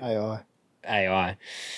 But yeah, I think, I don't know. I think we need to take some responsibility as drivers as well. I'm not saying it's just supercars. All of us need to do a better job, because I think events like Gold Coast and Adelaide coming up is I reckon it's going to blow it away. I don't know how they keep leveling it up, to be honest, but... Yeah, I cannot wait for Adelaide, mate. I mean, they've done the first thing they've done is they've got Trans Am, so good on them. Good supports. I reckon I would like to see that at more events. I would like to see you guys at Gold Coast next year. Yeah. I think Trans Am around there could be good. I think that's one thing that makes an event, and I'm not just saying this because I've always just been in support categories, but good supports, genuinely entertaining supports, make a real big difference to the vibe of an event. Or even the old utes used to. Correct. If punters come past and they look at cars and go, fuck, this thing's cool, and they start getting around, and, because support categories are even more open than what supercars can be with the fans. So, we always have kids in and out of my car on a race weekend. Actually, you've just reminded me, I'll give a shout out to you. Adelaide 500, you have hats, don't you? I do. Actually, so for Adelaide, we've got some hats, limited run of hats. We've got cruise ships. We've just done, Pioneer DJ have just done like an old school NASCAR tee. Cool. With the Pioneer DJ Camaro on it, which we're going to be selling. Very nice. So at Bathurst International and Adelaide. So if you are around, come to my my pit bay and we can hook you up with a shirt. Let's go on and set himself up with the square thing. We can tap your phone and buy it. So if you are in Adelaide, I'll be there having a beverage. I can get you to sell some shirts for me, mate. Yeah, I'll be out there wearing your merch. I'll put it on, mate. And I think it'd be cool to, if you can come down, say hello to Elliot. I'll be around there as well, and show some love by wearing one of his shirts or something. Could be cool. Yeah, 100%. But the supports, I think, do make a good difference to. And we talk about Adelaide's coming up. They've brought in Speedway. So a bit like what Boost was saying with the stadium trucks. I agree. They're entertaining, and they're really not racing. So it's a different code that's on there that can produce an atmosphere for the crowd that are at the supercars, and the Speedway is going to do the same thing. Not all Speedway fans are circuit racing fans. Yeah. And in fact, usually sometimes it can be quite different. There is some crossover, but usually, diehard Speedway people. I remember right back in go-karting, some kids would be like, I'm dirt karting. Correct, yeah. And there was a real you race bitchman. Yeah. It's almost like BMX and road bikes. 100%. So I think sometimes, you do need that cross-pollination of sports, like you touched on earlier, to make the show bigger. And I can't wait, mate. Adelaide's all... when they added super bikes. Yeah, so Darwin, and you bring in a different Darwin crowd. And maybe, times, maybe 10% of the crowd that wouldn't come watch supercars normally go, actually, I didn't mind the supercars, and they come the next year. Yeah. I think that as a whole, the events, we really want to make them more exciting and fun. Short and sharp too. I'm going to touch on it. The 2-day events. I mean, Adelaide's actually a 4-day event. Really, it's a 6-day event because you get the Tuesday. But anyway, but that's okay because I love Adelaide. But the rest of them, just short and sharp. Friday, Saturday, or Saturday, Sunday, whatever. I'd actually like Friday, Saturday because then you're home Sunday. You get a little day of rest before you go to work. So yeah. No, I like Saturday, Sunday. But that is where, though, you could do, because obviously the guys that run supercars are paid and paid well. They're not going to work on a Monday. I am. But you could do the supports. And like what Roland said, run the Super 2 on Saturday and then Sunday is main game day. Yeah. So the whole day is V8 supercars. And then you have your activations in the middle where it might be like stadium super trucks or the motorbikes, or the drifters, and they're in between the supercar action, but the only racing that's happening is just supercars on Sunday. Yeah. And then the supports actually get good coverage as well. They're not time restricted. Yeah. I just don't know how it works with broadcast. I was going to say broadcast just would end up not. But fuck, we're here just spitballing ideas to fix the world's problems. So we're making supercars great again. Exactly. Buy a hat. All right. I feel like we might get flagged on for political views or something on YouTube for this one. Make supercars great again. Yeah. Well, we haven't said America. I just did, but yeah. WAU, bit of a Rex Hunt of a weekend. Yeah. this doesn't have to be very long. We'll keep this very brief. Was more I saw Sam. I actually messaged Ryan Walkinshaw as well after the weekend because I did feel bad for them, but also it's worth acknowledging that every team has so many people working in there to try and get a result. And I saw after the weekend too, Chaz has got a lot of press about like how tough a weekend it was for Chaz. But there's a lot of people in the team that work just as hard or harder than he does. Yeah, well, he just come out before we recorded saying another one. Video, yeah. Just saying, well, I just saw a quote saying, if you insult them, you're insulting me. Yeah. Okay. So basically he's backing his team. Good on him. Yeah. He knows how hard they are. As well. Like we're out there driving and we could very easily crash, and teams rarely crucify you for making a mistake like that. So I saw Sammy Scaffidi's interview on Saturday after the race, and he was devastated. But it actually, I appreciated seeing it. I was sitting with Shannon and we were watching the race. She's like, geez, he's devastated. And I was like, that's what it means to everyone. It's not just like that. And it would be the same for the mechanics, and particularly on Sunday because the thing on Saturday was out of their control. Sunday it was more in their control. But the guy doing the fuel or whoever it might have been that made the mistake will be, I mean, he's going to be devastated. And it's not like we get to, you get to race this weekend. He's got to wait till Adelaide before he can pull the helmet back on and, figure a speech. But before he wears a helmet, put his boots back on and go have another go, because the best way to move on is just get back in the saddle and go again. But I just wanted to say that, they had a shocking weekend. But I did feel for them because not through a lack of trying, and now their season's effectively over. They're battling for third in the championship. Yeah. And even I would have, as a fan of supercars, I would have liked to have seen a three-way fight going into, of course, I'm stoked that it's Will or Brock. It's one of our cars. Yep. But I think as a fan, I would have liked to have seen WAU go there. And I also think for all the crew, they would have deep down been like hanging on Gold Coast. They would have put a lot of emphasis on that weekend to try and arrive in Adelaide with a shot still, even though it's a long shot. Yeah. Just be within reach of it. And that's why I picked him because, as you say, just as a punter that wants to enjoy a hard fight between the best guys in the country, I was absolutely hoping that Chaz and Cam would go there and dominate and try and spice up Adelaide. Yeah. I think everyone wanted that. I think it would have been wild, yeah. So, because the final series next year is going to be good for that though. And that's why it's awesome they're doing it. But you think of it, you got Brock Feeney, Will Brown, Chaz Mossett and Cam Waters, like four amazing drivers going toe-to-toe would be... And that would likely be the final four next year because, like you mentioned, Brodie wouldn't actually be part of it because he hasn't taken part in the whole championship. Yeah. I think that's a thing. I think that's... Yeah, I think we... Like, someone commented that and said, I think it's like NASCAR. If you haven't competed in the whole championship, you're not eligible for finals. But I think that, that would make... If we were going to Adelaide now with four drivers in it, would be unreal. I did think they got one lucky strike in there that Chaz left the box. I know he had the dash drama, but he left the box on Saturday in the first pit stop with no limiter on. When you said that, I watched that back day and he definitely had it off, mate, because the wheels were spinning that fast. I reckon he was nearly in third gear before he realised it was wheel spinning. Someone that's just fist pumping out. Oh, shit, I've got to go, right? It was a good burnout. It was a big burnout. And I think regardless of any technical issues, the limiter is... It's non-negotiable, but maybe it's like the line locker with the pit stop, right? If that's not activated, exactly, it's penalty. Done. So I think that the team was very lucky there to not have, on top of their dramas they were already having, another penalty that would be like a drive-through or something, because that's what it should be. Yeah. Golding, equally lucky. I don't know if you saw, but Golding also left the box without it on. Okay. I didn't notice that, but okay, yeah. His day was, poor kid had enough. Why would his not be on though? Because Chaz is like he was having dramas. Well, Chaz, he had dramas. I'm not sure if you cycle the car, so maybe he turned the car off when they were having drama so it didn't overheat. But in the new gen, if you turn the car off and turn it back on... it doesn't stay on. Because the old cars, it did stay on. It used to stay on. Yeah, right. It doesn't stay on. And that's an issue. That's why sometimes you'll see a car get pushed back in a practice session out of the garage, and you'll fire the car up and it won't be on. You'll drive off. You're like, fuck, you got to turn it back on again. Yeah, okay. And that will just be sometimes you turn the car on...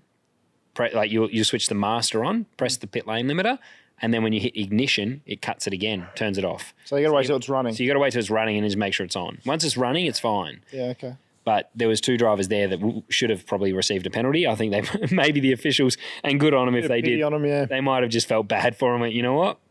They're having a bad enough day. Let's let this one slide, eh? Yeah, everyone sometimes needs a break, and they gave it to them. Speaking of penalties, mate, Groves versus DJR and Premi Air. So yeah.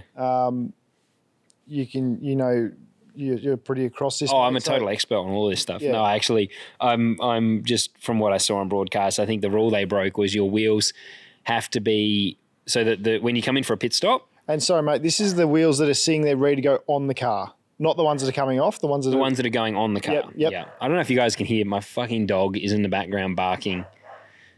That's very annoying. Sounds like she's had her throat clipped, like off that. Sounds like a turkey. Sounds like from grown-ups. Yeah, grown-ups, yeah. No, that's my puppy. She's still... It's actually Shannon's dog, but anyway. It's my dog. They're my dogs, okay, both of them. Anyway, I got sidetracked. So when you come in for a pit stop, in the endurance events, the wheels that are going onto the car are allowed to be behind the front and rear axle. So they can be like behind the rear axle or they can be in front of the other. And it's just to give the driver change space to get in and out. So a driver doesn't trip over wheels. Exactly, yeah. But then once you go back to the normal sprint rounds, the wheels have to be within the front and rear axle. So effectively like pretty much where the driver's door is. Driver's door. In the middle of the car. There used to be a rear door, there's not anymore, yeah. Yeah. And unfortunately for DJR, and I believe it was Premi Air as well, their wheels were in the wrong spot. Yep. I did actually, after you mentioned it, I went back and had a look at some of the pit stops and they are well out. Yeah, so, they were a long way back. And Groves protested it. The reason I added this was I saw some comments online where people are hating on Groves and people are like... They're the dibber-dobbers. Yeah. Is what people are calling exactly, and they're calling them whingers and stuff. I would say they're not. I actually think what they did was right because the competition doesn't just remain within the white lines of the racetrack. The competition is like starts back at the workshop when you're building the cars.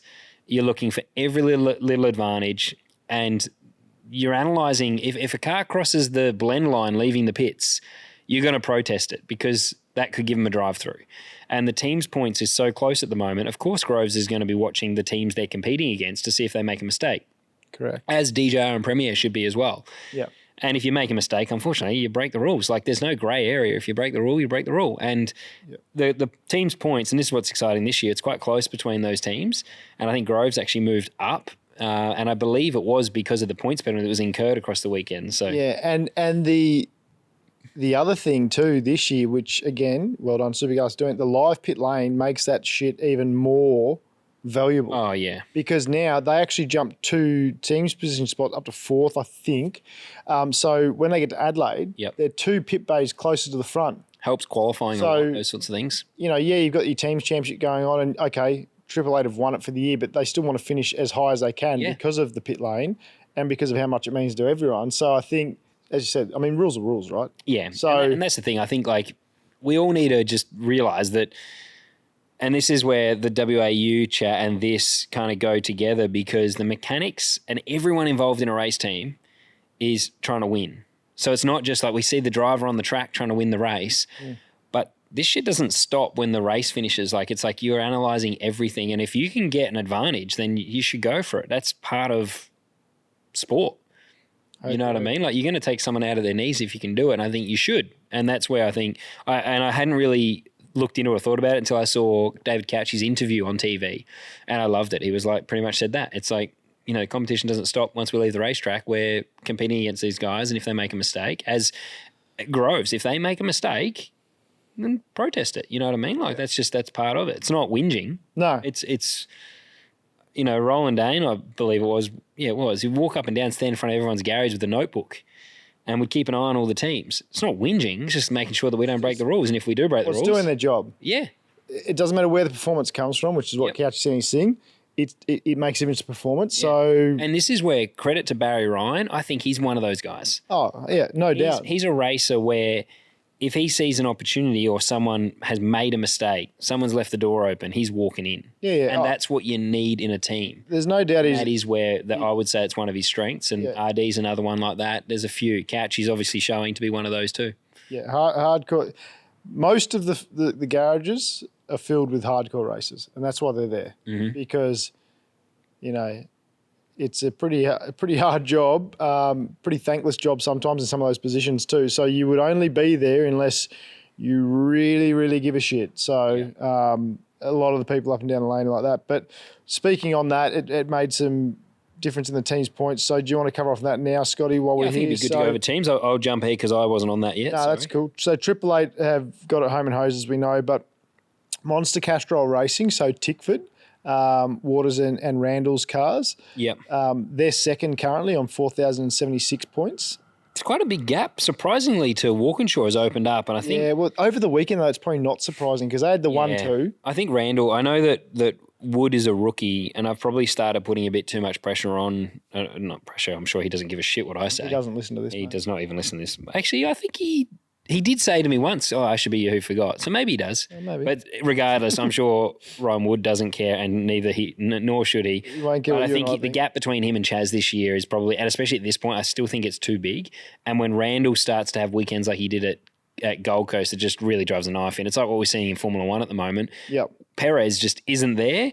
And you're looking at other teams where their second driver is close, and it just makes that the damage after a weekend like Gold Coast is so much greater when your lead driver has a bad weekend as well. So the gap's open right up between WAU and Monster Castrol Racing. It's interesting because I'm just looking at the points now, and the Shell V-Power got 45 for the weekend, but Penrite got 180. So there's no doubt why they jumped him. Yeah. Yep. So that comes back to like Davo. I mean, Anton got I was about to say he got caught up in the crash. Caused it and got DNF. He stuck it up someone and got caught up in a crash. But, Davo had a tough weekend too. He qualified 22nd, I think, both days. So that would have killed them in the points. Do you know what? I feel for Matt Stone because we talked about going into it. They were 5th and they're now... I know, they got our curse. 7th or 8th or something. So... They got our curse. They're 7th, sorry. So, yeah, they dropped too. So we apologise. But let's just one moment though, because from P8, so P8 is on 1,053 points. P5... 1,053? I can see 2,000 or 3,000. Oh, sorry, 3,053. Yeah, gotcha. Yep. 3,053. Just make sure I was looking at the right thing. Yeah, no. Can you stop moving it? Because we're working on the same shared document. Oh, is that moving yours as well? Yeah, you're fucking with me here, Elliot. I'm about to screenshot it and just exit the chat. We've got P8 in the championship for the teams on 3,053 points, but P5, which is Shell, is on 3,166. 110 points roughly is not a lot across two cars for a race weekend. So from P5 to P8 is very close in the team's championship, which is why MSR, it sounds worse than it was, but they're only 30 points off 5th. Yeah. 33 points. So I think that's mega. I think that's really good. I think they've got an opportunity at Adelaide to still come away 5th in the team's championship. Yeah, I'm just not going to say they'll do a good job in Adelaide and then they will dominate. I thought you were about to say, yep, I'm putting my money on it. They're 5th in the championship. I thought they're fucked. No. Dive into who forgot, who remembered. So for myself... Who forgot? I'm going to say JC on Saturday. He qualified 7th, but in the race, he finished 15th. So I'm just going to give you JC a forgot for that one over the weekend, mate. Unfortunately, I got a little bit excited when I saw you qualified 7th because I thought, let's go BRT. Yeah. You're due a good weekend, but then... Blanchard, good mate of the pod. But then JC, you forgot between quali and the race. So that's disappointing. Who remembered, though, for me... I had Andre, which was a great shout. Which I think we touched on earlier. I just, came through, made some passes, got to 6th, had pace in that last race. Hats off to you, Andre, for remembering. Well done. Yeah, I think that's a really good one. I think the JC one was, to remember and forget within a matter of moments was pretty impressive. And that's what happens in this sport. It's brutal. You can remember 1 minute and an hour and a half later you can forget, apparently. Well, I actually had him noted early as my who remembered. I'm like, fuck, he's locked in for the whole weekend because Bathurst, they really struggled. Like he was last in every session. Well, quality, I thought the same. I thought I'm going to have, JC or a BRT car as who remembered this weekend because they were, and then, no. And then the race went backwards. Who you got, brother? Who forgot?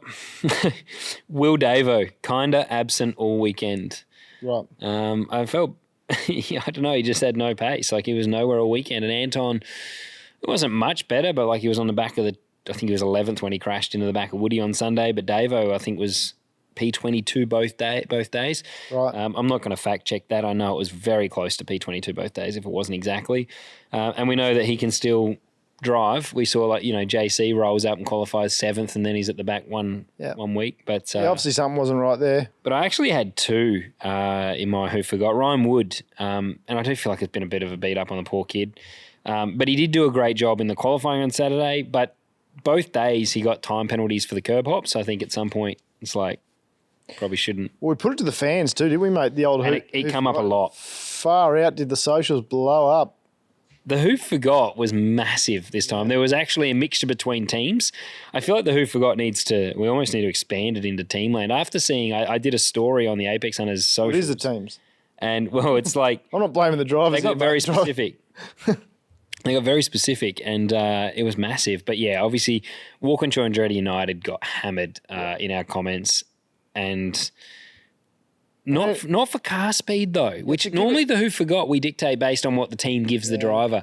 But it was more in the pit lane. I think we saw a lot of teams blunder their pits this weekend. And, I mean, using the wrong fuel tower is just as bad as what you had a couple of times where the wrong tyres go on the car. Oh. So it's I get it happens, but you're going to cop it when, you open yourself up to criticism when that stuff happens. So, yeah. Well, really, then we should probably put Chaz in the Who Forgot. he had a shocker and it was not in his control. Definitely wasn't in his control. I remembered. I'm going to go with Andre as well. Yeah, because I think he did a good job of bouncing back from what would have been a bit of a ball ache when he crashed in qualifying to coming back through to finishing sixth. He actually finished sixth on both days, which I think is a good result because their BJR cars have not been fast lately. It was actually a hard weekend to kind of do a Who because. It was the usual suspects at the front, I would say. Yep. And again, it wasn't an overly entertaining race, so not a lot happened. So, yeah, it was a bit of a tough one. But who remembered with Davo, though, I think that's my only concern for Brody next year is... It'll be a different team. I feel like, we know it's going to be a different team. We know it's not just... we know it's more than those two, but it's going to be interesting to see how long it takes for them to transform it. Because at the moment, I just don't think the cars are where they need to be. Yeah, I honestly, and we'll find out, I don't think it's going to take long, man. Yeah, okay. I think... Should we bet on it? Well, we can. I don't know. Put in the comments how many races until Brody wins his first race. I'm going to say he'll be on a podium round one. Nah, win. I want to win. Win? So where is round one? I'll let you go first. Where's round one again? Motorsport Park. I'm just going to go out there. He's going to win one in the first round. Round 4 for me. Round 1, you reckon he'll win? I reckon round 4. Win a race, Put in the comments, where's Brody going to win his first race next year? Win a race or a pole in round 1, I reckon. Yeah. So maybe he might... I think he can jag a pole early. Yeah, so that's I'm rolling with it. All right. And I also think Will Davo will win a race early next year as well. You reckon? Yeah. That's big. Bold predictions, Cotton. Predictions. Now that the AI predictions were absolutely nowhere last week. We're about to get into our fan memos because we did get a few, but we've got AI predictions were nowhere last week. They said pole was going to be Chaz on Saturday, pole on Sunday, Waters. That's pretty close because obviously just like me, you got the day out, Waters on Sunday, but then... So what were yours, mate, for Saturday? What were your predictions? I should just say it was for Sunday and lie. But for Saturday, my predictions was Brody for pole, Brody for the win, then Will for second and Brock for third, which was the exact order for Sunday. Yeah.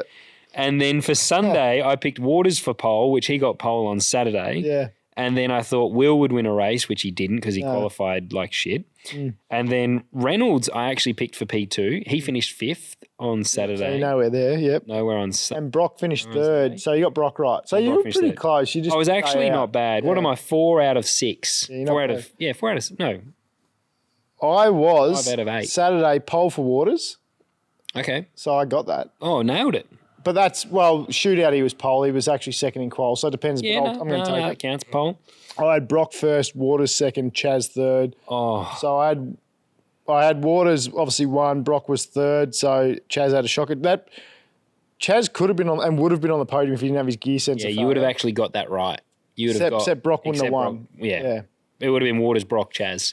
Sunday I had or Chaz, then Brock. Sunday I had pole Brody, so I got that. Yep. And I had Brody first, so I got that. Yep. And then I had Chaz second and Payne third. Well, Payne, you were close because Payne got 4th. Yeah. Chaz had the drama. Yeah. So, again, it would have actually been... Yeah. So, Chaz, I'm not going to mention you at all for Adelaide when we do the pre-brief on Adelaide there, champ. Yeah, I feel like AI's jinxed him, though, more than you have. So, what do we got now? Our fan favourite voice memos. Let's rip into it. We've actually got... We did have... and I want to... if we can...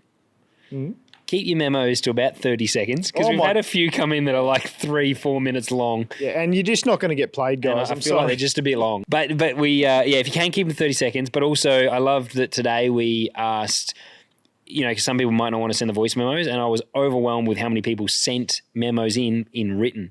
So DM the page if you want. Write it in text if you don't want to do a voice memo, or comment. I'm going to put a post up from now on. The day we do the pod, I'm always going to do a post. I might make you do the next one, though, calling out for it instead of my mug on the page. Oh, the video? The video. Yeah, just asking for memos. You control the socials, mate. You can send me the video. That's your job, mate. You can do something, Elliot. I'm here for and comment your topic you want to talk about. Copy. Let's get into the memos. Copy. Before we do it, I'm going to have to take a quick piss. Yeah, can I do a second? I'll wait for you. What's she barking at? I don't know. All right, we're back from our second P15S. Apologies again for that bloody dog in the background. Anyway. I don't know who she's barking at. Let's rip into the memos. Here we go. Here's the first one. G'day, boys. Love the show. Cheers, mate. I just wanted to know in regards to the turn 1 chicane on lap 1, what is and what isn't allowed, because I thought when Feeney cut the chicane, when he had space to turn in for the corner, he straight lined it, where others didn't have the option, like Chaz, for example, I think with Cam, I believe, or maybe Richie, I don't know. But I was surprised that Feeney wasn't copped a penalty for his move, and I do agree with Scott when he complained about Matt Payne not getting a penalty because he was clearly side by side into the big chicane on the first lap in the same race. But yeah, I think there's been some good coming out of it when it comes to obviously turning off the back chicane curbs, or one of them, but still pretty inconsistent when it comes to shortcuts. What do you guys think?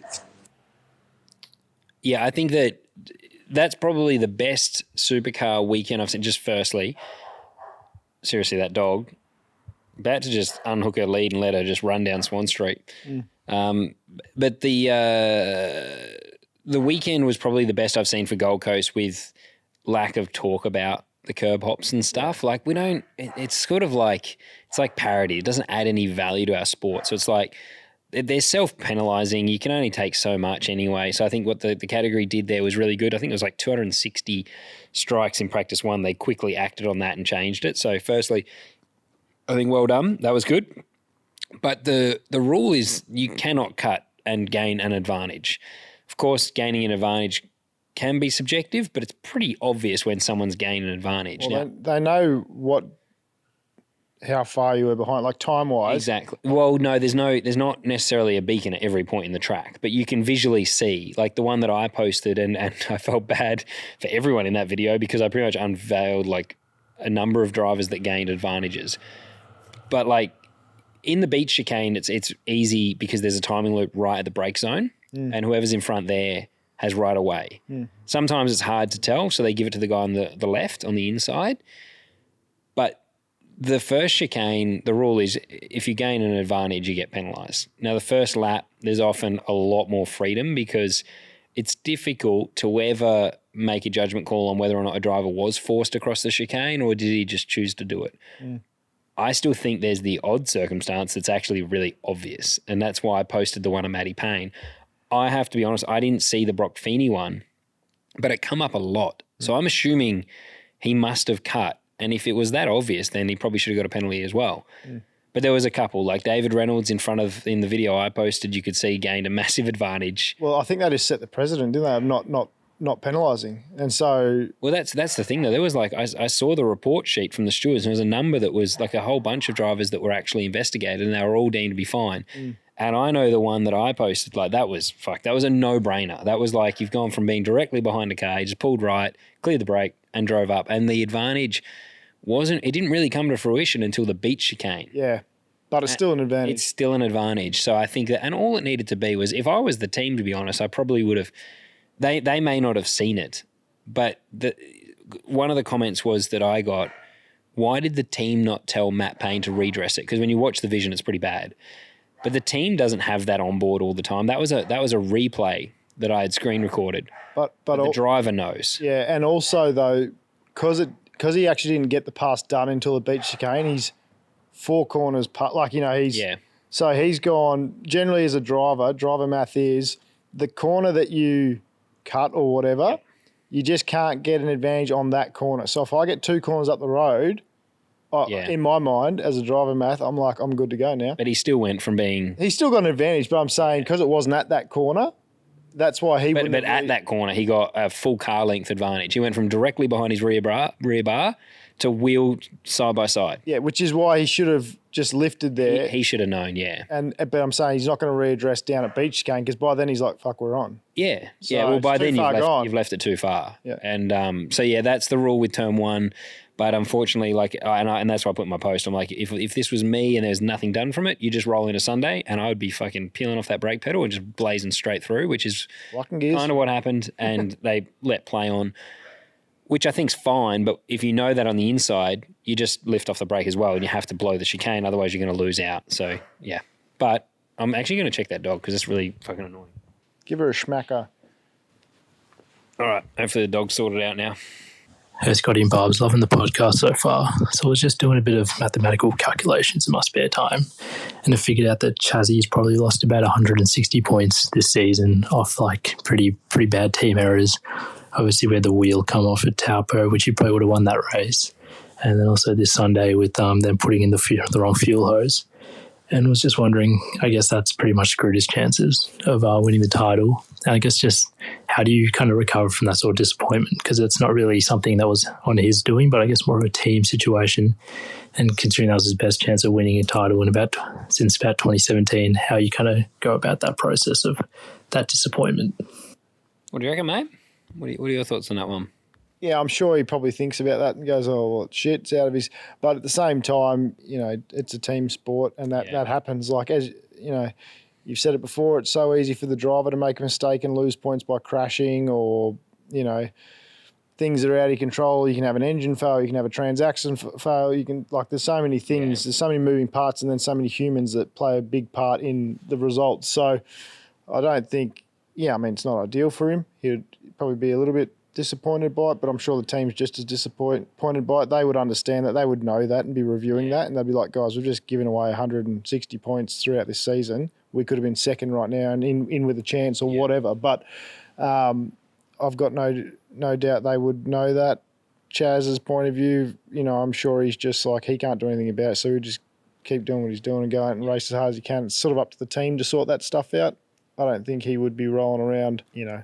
No, I agree. I don't think it would make a difference to his mind whether he had made the mistakes that cost those points or the team did. At the end of the day, it's happened. And it's not a team that makes a lot of mistakes. Like, I know they've made a few now this year, but in the past, it's not one of those teams that hasn't failed to improve year on year. I think they've analysed mistakes and improved on them and stuff, and I think that's where Chaz... If the team goes back, the biggest problem is when you make the same mistake twice. Yeah. That as a driver starts to become unacceptable because you get really frustrated with the same thing happening. Saturday was out of their control, so I think you got to put that to one side. Yep. And then you go, okay, we have one bad race on Sunday. What could we do differently? Analyse it. Of course, if it happens again in Adelaide, you're going to be pissed because it's the same mistake twice. But that's the biggest thing is, you know, for drivers, mechanics, everyone involved is trying to minimise the mistakes and make sure that when you do have a mistake, learn from it, analyse it properly, learn from it and move on. But he's not on his own. Like, there are up and down the lane, it might not be for the lead of the championship, but like the year before last, I had 11 mechanical failures. And when you look at my stats, you go back, you go, oh, okay, well, he's shit. And that happens to everyone. There's so many stories. Look at Brock Feeney last year at Bathurst when he was on for probably second. He lost, what's that, 285, 290 points. He would have gone to Adelaide last year, nearly in contention, to win the championship. Yeah. So it's like, you know, that happens a lot. That's just unfortunate that the sport we're in is a big team sport and there's a lot of mechanical components and a lot of variables that are involved. I think as a driver, we've been doing it long enough that you understand that's part of it. It's not a one-man show. But yeah, I think you make a good point, mate. As drivers, you just know, like, that's part of it. It's a team sport. It's cool that fans are looking into that stuff though and doing the math themselves. Yeah, I think that's awesome. So hats off to you for getting that involved with it. But yeah, I I don't think there's just nothing you can do about that stuff. It's sad when you look back, though, even at your own career, and you go, oh, these missed opportunities, because there's so many crashes that I've had or mistakes you make. And I think you've just got to put it behind you and go to the next event with, the right intention and focus on the next. You can't control what happened in the past. Yeah, just improve the attention to detail, eyes forward, let's go. Yeah, exactly. Afternoon, gents. Love the pod. Long-time listener, first-time voicer. Thank you, mate. Just want to get your opinion on the F1 championship battle between Max and Lando. It feels like after the last 2 races, someone's dream's going to end in tears. Just want to get your guys' opinions on the last two races where there's been not much room given by one certain driver that drives a Red Bull. Cheers. Have a good one. That's your question, Scotty, because I'm too fat for F1. You were born into touring car racing. Yeah.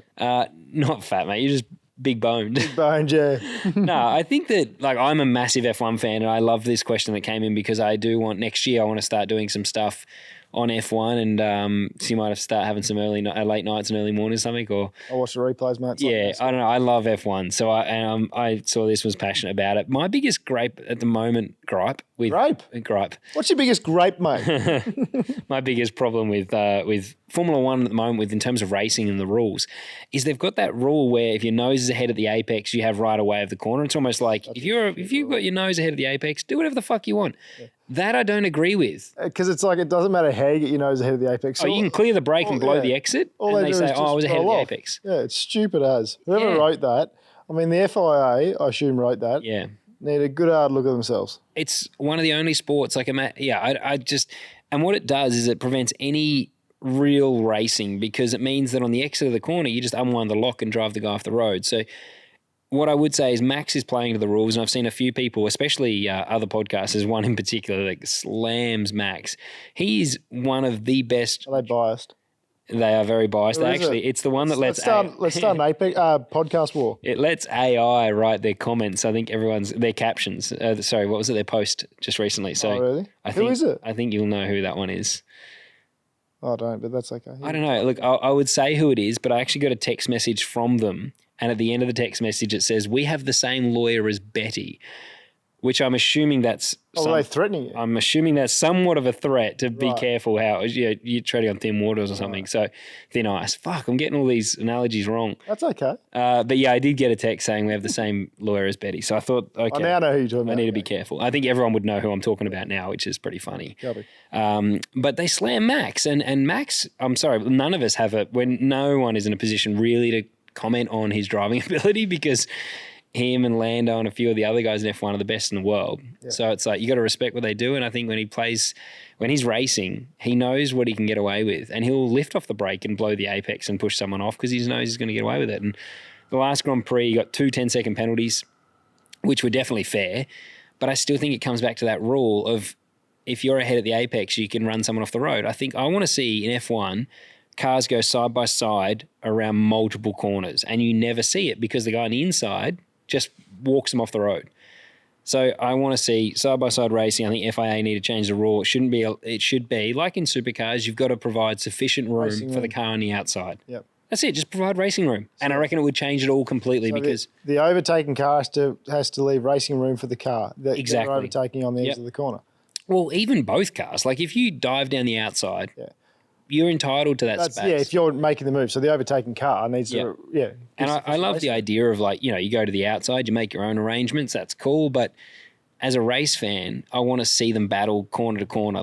And if you're just able to unwind the lock and push someone off, it's not fucking racing. Nothing friggin' boils my blood more than when you're passing someone on the outside because they've had a shit run, and all they do is unwind the lock and run you off. You're like, for fuck's sake, can we race here? Yeah. What do you got against racing? Exactly. So that's where I would say with F1, that is my opinion on that. And it is going to come to a head because the 2 10-second penalties don't even really have that much of an impact because the field spread's so big in F1. But I reckon next year, I'm like, fuck, FIA, I'm sure you listen to this podcast. Yeah. Change the rule and allow the guy on the outside to have some fucking racing room, because that's what's killing it. Great racing. That's why I don't watch it. But if you say Max Verstappen is shit, you're a peanut. Maybe stick to letting AI write your fucking comments on socials. Hey boys, love the pod. Just wondering if Elliot's forgotten how to climb the top step of the podium, or is there any chance he might actually do it in one of his last events? Well, Elliot? They say you can choose your friends, you can't choose your family. That's my cousin Jacob, you bitch. I'll try, mate. I'll try. I'll definitely try and find that. It's been a little while, so yeah, I'm fucking keen for it. I'll tell you what. It's cut deep on you, Jacob. I like that one. And he's just asked me to MC his wedding, so I might balls that up now for him. Has he? Yeah. When's his wedding? Hi, Scotty. November. Yeah, cheers for the invite, Jacob. Yeah, what a dog. Hi, Scotty and Elliot. Love your pod. Look forward to it every week. My question is, now that we're back to main game drivers, is there any advantage being a lighter driver versus a heavier driver? Thanks for the pod, guys. Keep up the good work and keeping it real. Appreciate it, mate. No, there's not actually. So the whole conversation, sorry to jump in here and take it, Elliot, but I felt like I blabbered on a lot about the driver weight and stuff, and I might have confused some people. The driver weight is always based on the main driver. So they all run, there's a minimum driver weight. And of course, if someone's really fat, they'd pay a penalty for being overweight. But when the main driver is in the car, they always have to abide by that. 1350, mate, is it? 1450, I think it is in total, but there's like a seat plus driver combined weight that you have to be. So, and that doesn't change through enduros. So my point during enduros is because the main driver is always the same weight, if you have a co-driver who's 30 kilos lighter than the main, he's effectively 30 kilos underweight. Because the weight's set, the race weight is set to the main driver in the car. But the challenge we have when we talk about driver weight is how do we change that? Because at the end of the day, when it comes time for the final 30 laps at Bathurst, we want to see Brock Feeney and Brodie Kostecki duke it out. Whereas realistically, if it's done on average, Brodie would have been overweight in the final stint and Brock would have had an advantage. So we don't want to see that. We want to see fair racing at the end. But, yeah. So to answer your question, the weight's now irrelevant when it's just the mains. It's only when co's are in. Yeah. You could have just taken that one, to be honest, Elliot, from the start. Would have been easier. Scotty, you always mention Super 2 100K for a weekend.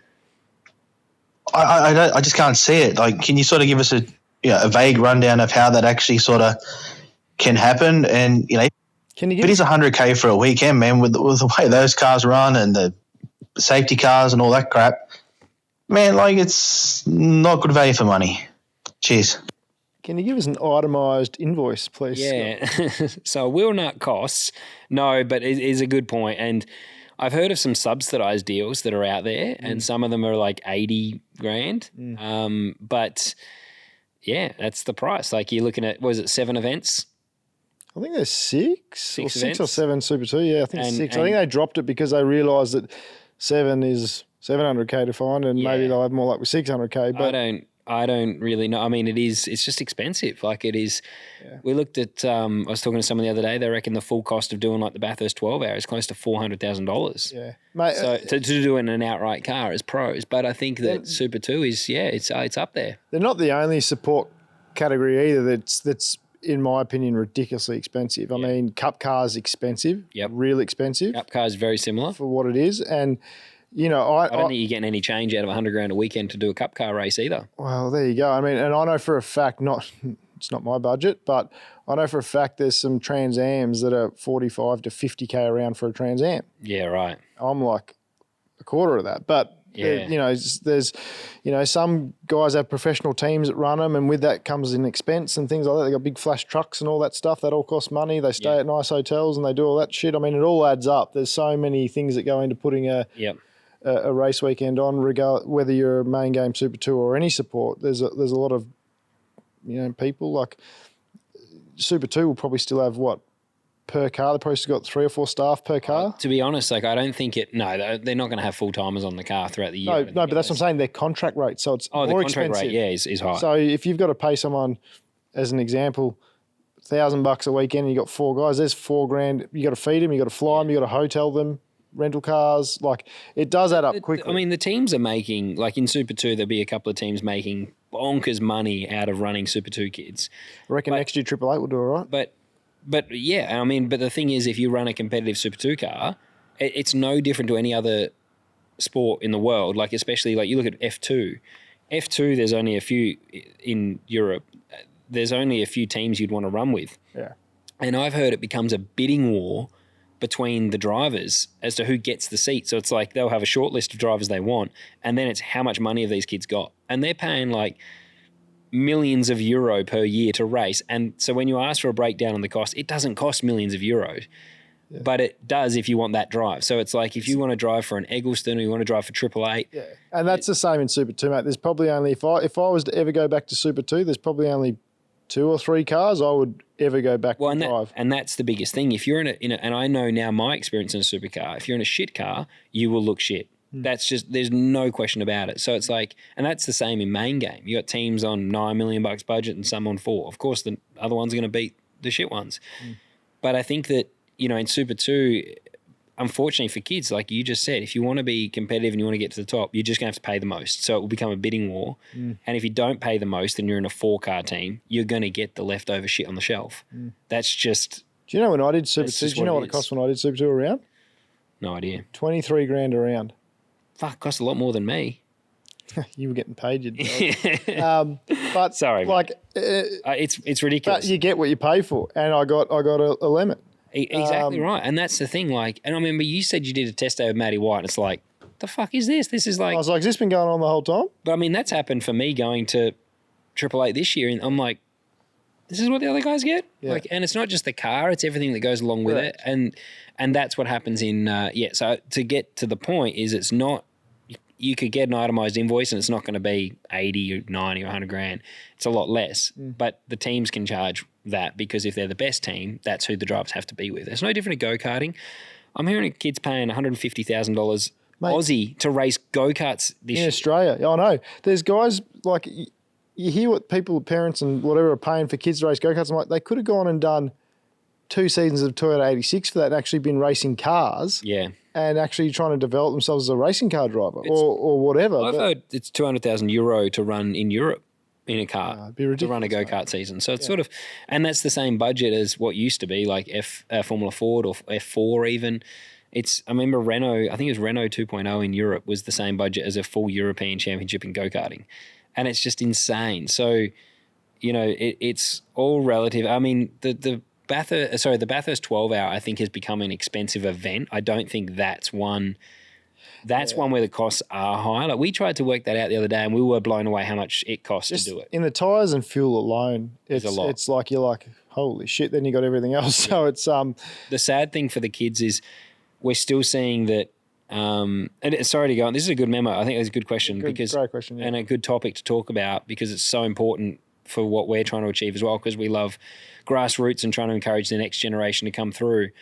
But you've always got to be in the best equipment, and that costs money. So my advice, which is a bit of a segue to this, is like I had sponsors pay. I did not come from a wealthy family. My mum she works at Woolworths now. My dad was a truck driver, and I was being driven around Adelaide at 10 years old with a 5-year plan and a sponsorship resume, and I had Pepsi sponsored me through go-karting. I pitched every company. How does Shannon feel about Adelaide. That? Yeah, I know. Now she's at Coke. But I was going out and asking for $500 from every single company I could in Adelaide, and we were getting $15,000 a year in sponsorship, which paid for my karting. So you can get out there. You've just got to be willing to put yourself out there and go into brands. And what happens is, if you're a kid listening, don't be afraid to go in and ask someone for support, but have a plan of what you want to achieve in your career. You're not going to be young. Have your sponsorship proposal, ask for a very realistic amount and try and build a relationship with brands. And then sometimes you'll get lucky where that brand introduces you to another brand that will give you more money. And that's how I paid for Formula Ford. It was all through sponsorship. And don't ever be afraid to ask, because motorsport is not cheap, and to do it properly, the onus is on you effectively, because anyone can raise the money. You've just got to have the right attitude and work ethic. And I think we see a few guys in supercars, which I give a lot of credit to, that Todd Hazelwood's one of those, Jack LeBrock's one of those. And anyone can question their ability, but they deserve to be there over anyone else because they worked harder. They got the money in, and of course they might have had to raise the funds. But Todd and his family used to go and do sausage sizzles every weekend. Yeah. To help fund what he was doing. Like, and that's it. It's hard work. But the other point, it's relationships. And I think my advice would be, if someone's willing to support you and believes in you, value that relationship, because the best partners that I have and have had in the past, have always been, and still talk to them today, they've always been really good relationships. And, you know, there's a million drivers out there, but if someone sees something special in you or they like you, you know, value that because it's rare. It is 100% rare. It's rare, and, you know, you really need to value that. So also, like, sponsors don't always see a return on the investment.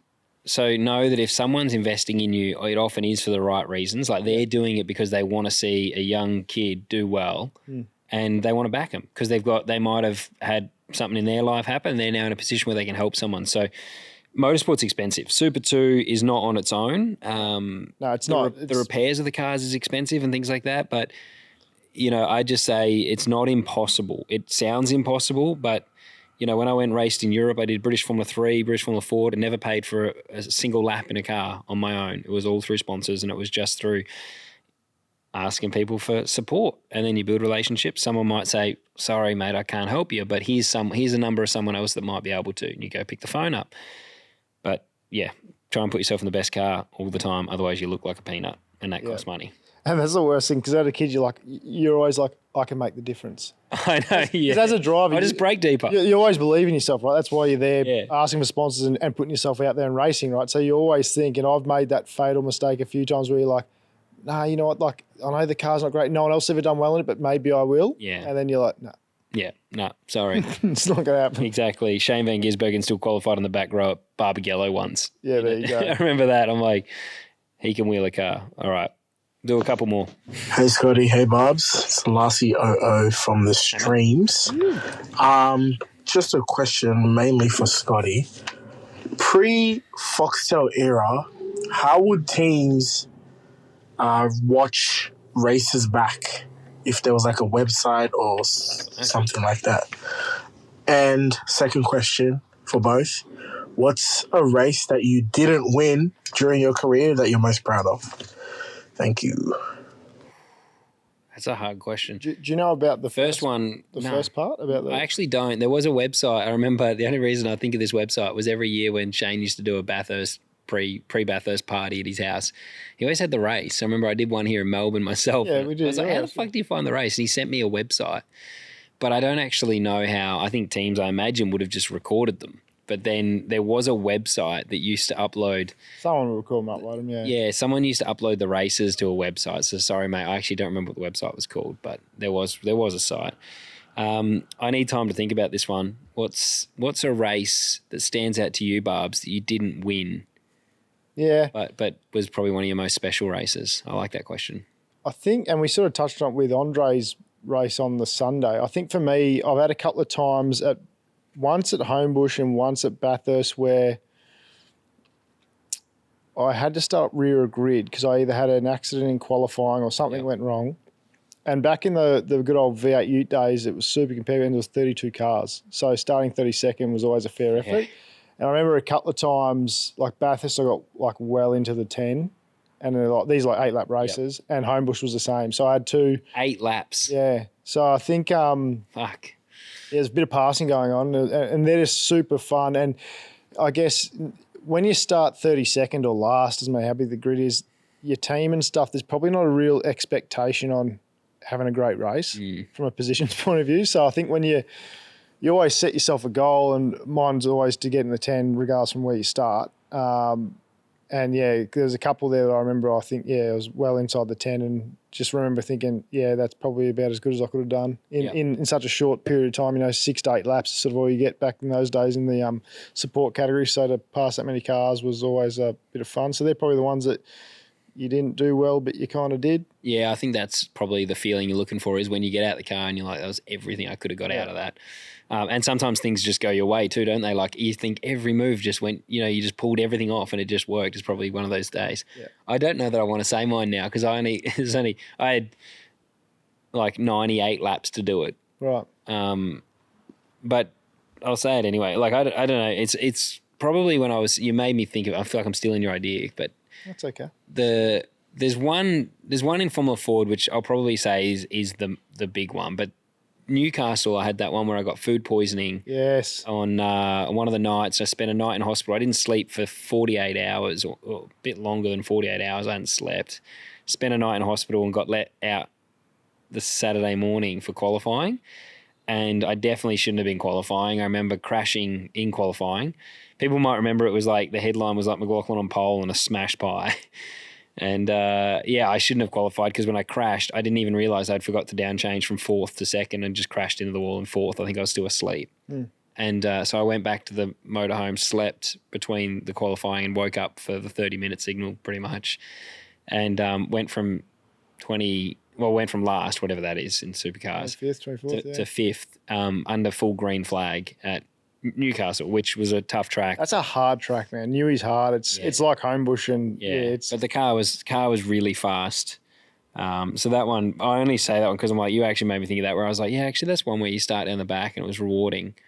But I think in Formula Ford, I'm looking at now in England, to win the championship, I needed to come second or something, and I had a crash on the first lap, went back to 8th, and they were only short races too, and I only got back to second, but it won me the championship by 1 point. Yeah. So I won the British Championship on that, and I think that was one of those ones where it might not have been that spectacular, but moment in my career was probably one of the biggest. Nice. I like the ones, though, where you're not actually winning, because it's a good point. Most of the shit that is most memorable for us is when no one sees it. Yeah, and when you do win, sometimes they're the easiest races you had because everything just works well. Like, it's just your day. Yeah. You know, the car's mint, timing of everything Just on the track remember. works, and it's just like, I remembered how to drive day. And then, as you say, you can run 15th and have the world's biggest battle. Yeah. And it's kind of like, yeah. What about our battle in Super 2 when I dived you from like 3 cars back at Perth? That was fucking awesome. I thought that was one of the best races. I remember seeing your car. I remember the monster bonnet coming up in my mirror. I'm like, fuck, I'm not braking. Like, I'm going as deep as I can here. And I knew you were going to still probably pass me. And we both went that deep. And then you've tried to go deeper to pass me. And we've both ran off on the last one and come back on. I ran you straight off the road, full Max Verstappen spec, and then just flat out, just on the gas. I was like, well, he's going to have to earn this one. And I was like, yeah, we both ran it. All right, one more. Hey guys, Jeff here. Loving what you guys are doing with the pod. Jeff. A question for Barbs. What does the Trans Am calendar potentially look like for 2025 now that Speed Series won't be a thing? It'd be cool to see you guys do some racing as a support category for supercars in front of a bigger crowd. Let me know what you think. Cheers.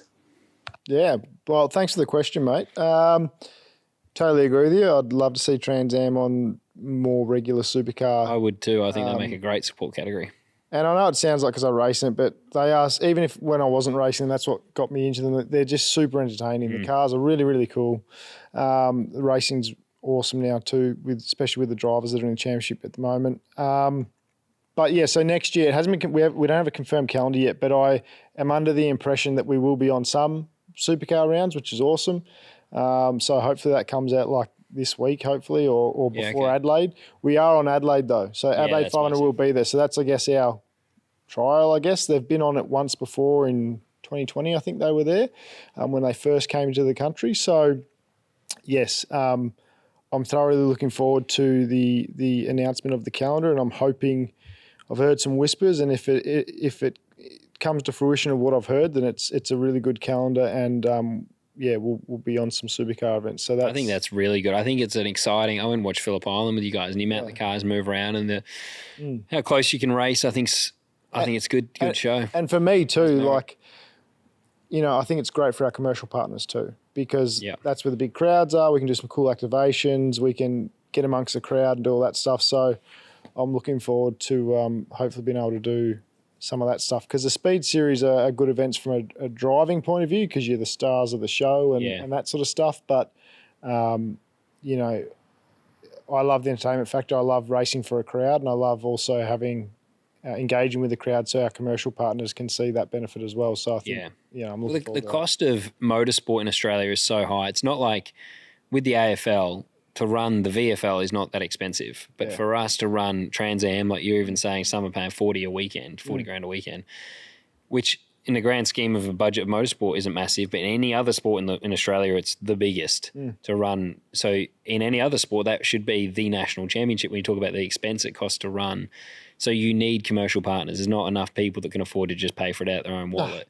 So I think that in Australia, we actually need to work together and not compete.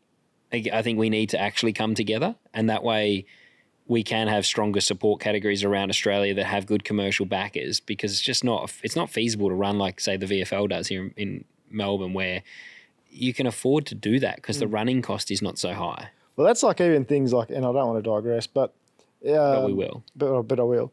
The track to town stuff that you do as supercars, I would love to see the supercars at each round then picks 2 or 3 or 5 other supports so the supports can follow through. So you have the supercars roll through, then Super 2, then Trans Am, then Porsche. Like that would be cool, because all that stuff, as you said, is great for the fans that are there, because there are fans that go to the track that want to see other things than a supercar.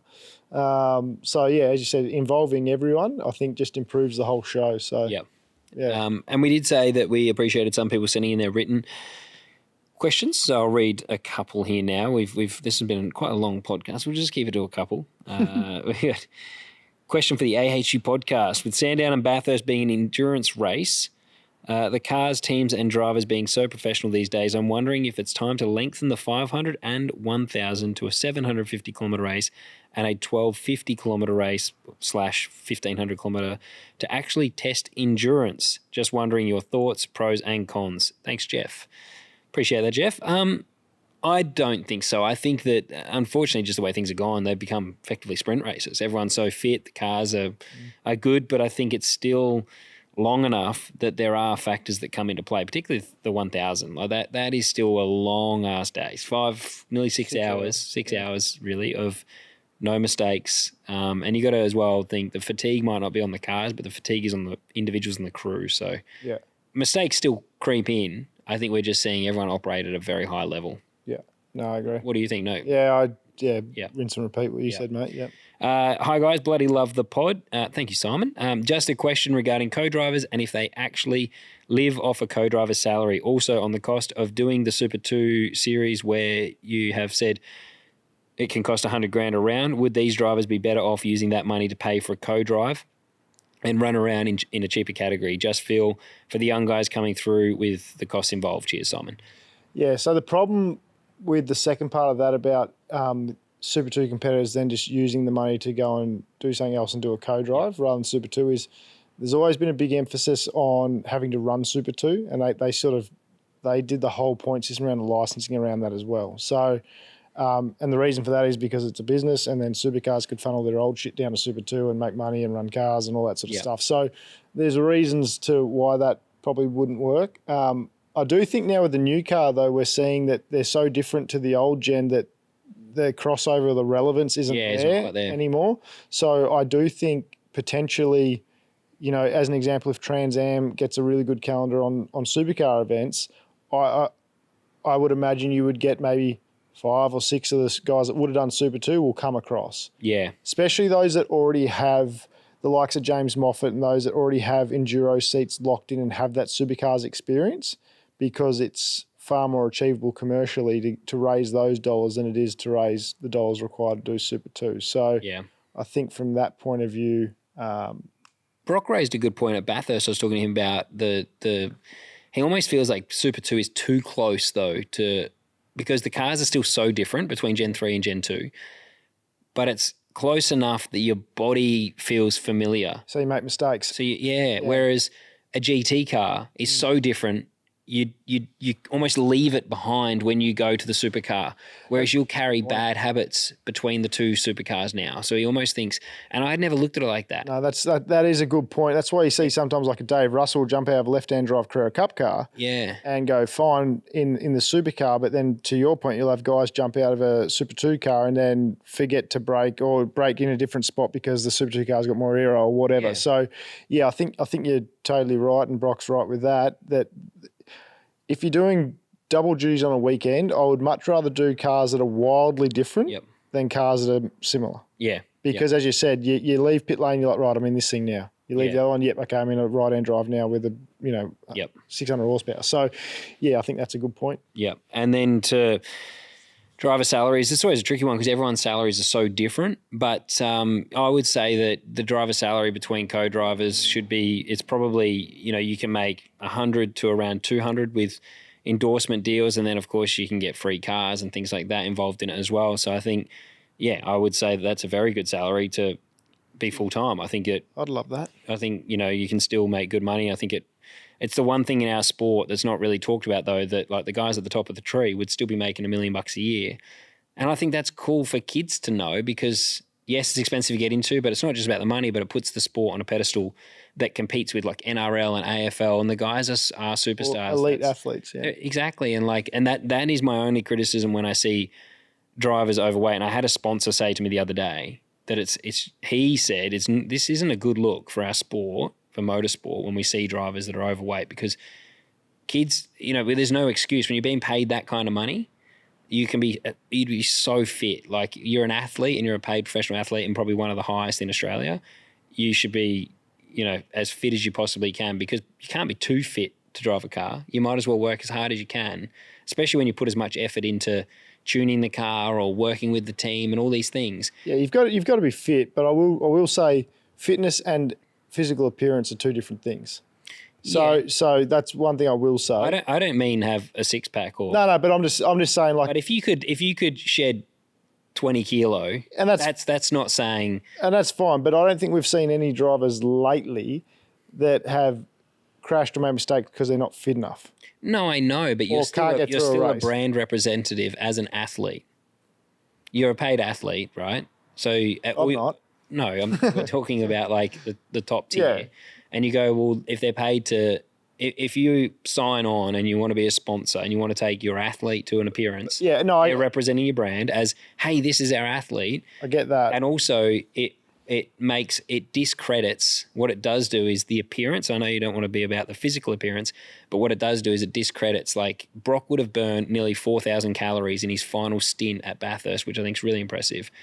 But if you look at people that aren't physically, like, if their appearance doesn't look super fit, it discredits the effort that goes in, and people won't appreciate how impressive that last stint from Brody and Brock and Will and all those guys was, because they take it for granted. They look at it and go, oh yeah, but the AFL players look fit.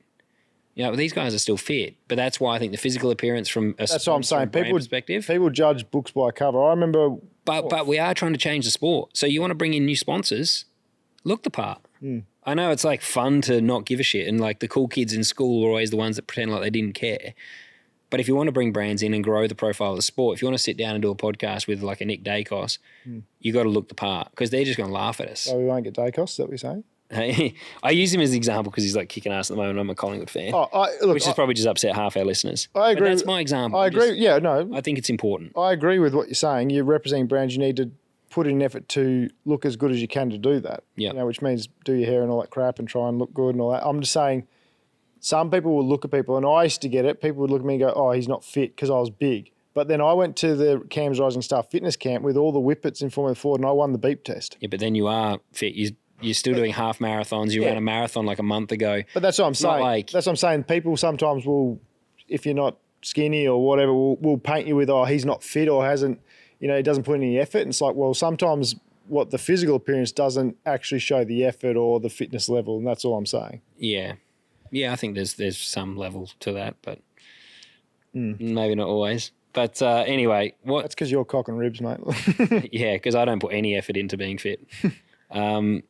Well, that's another voice message. I reckon we wrap it up there. It's been a long pod. This has been fun. It's been nice to actually elaborate a little bit more on some of the memos. The questions were awesome. And what I'll do is as well, any questions you do have, put them in the comment section on the YouTube and stuff, or on our socials, Apex Hunters United on everything, on Facebook and Instagram and all that jazz. And we do try and get back to them as well. We share them to each other. I sent a couple to Elliot today as well to have a think about. And I think, it's cool. If we can get you guys commenting, we can try and engage, and also inspires what we talk about on the next podcast, because the stuff we talked about, with Erebus and Boost and Walk and Train Dreader United was all inspired by what we had read in the comments section. So the kind of narrative in our podcast does actually get steered by you. So if it's too long or too elaborate, too much info, or we've gone too far, let us know. But then also for the next pod, which will be a pre-brief of the Adelaide 500. We do have a guest coming up that hopefully he'll have news that will be dropping soon, and we can bring him in. And but we will be doing a pre-brief for the Adelaide 500. So anything you want to talk about, let us know, and we'll go from there. What are you laughing at? No, I'm agreeing with you. It's good. Like, it is. This whole show is steered by... But what's funny about that? Just because you were just being so like professional about it. Was I? Yeah, it just looked like you That's were. just how I am. But no, it's true. It's for you guys. It's for the fans. So Let's make make sure. Supercars great again. That's right. That's and subscribe. Follow us. Apparently, if you say subscribe, I got told the other day, someone's like, you got to keep saying they need to subscribe on YouTube. Oh, I meant to say that at the very beginning of the video. Drives the algorithm. It drives the algorithm. I was like, all right. Yeah, subscribe. We should say that at the beginning. It was on the notes, but we both missed it. I did too. No, we both missed it. I saw it there, but I missed it. Maybe I'll just cut this. Subscribe, please. Hit follow. Turn your notifications on. All that jazz. All right, that's enough from us tonight. Thanks a lot. See you next time. All right, I need another piss.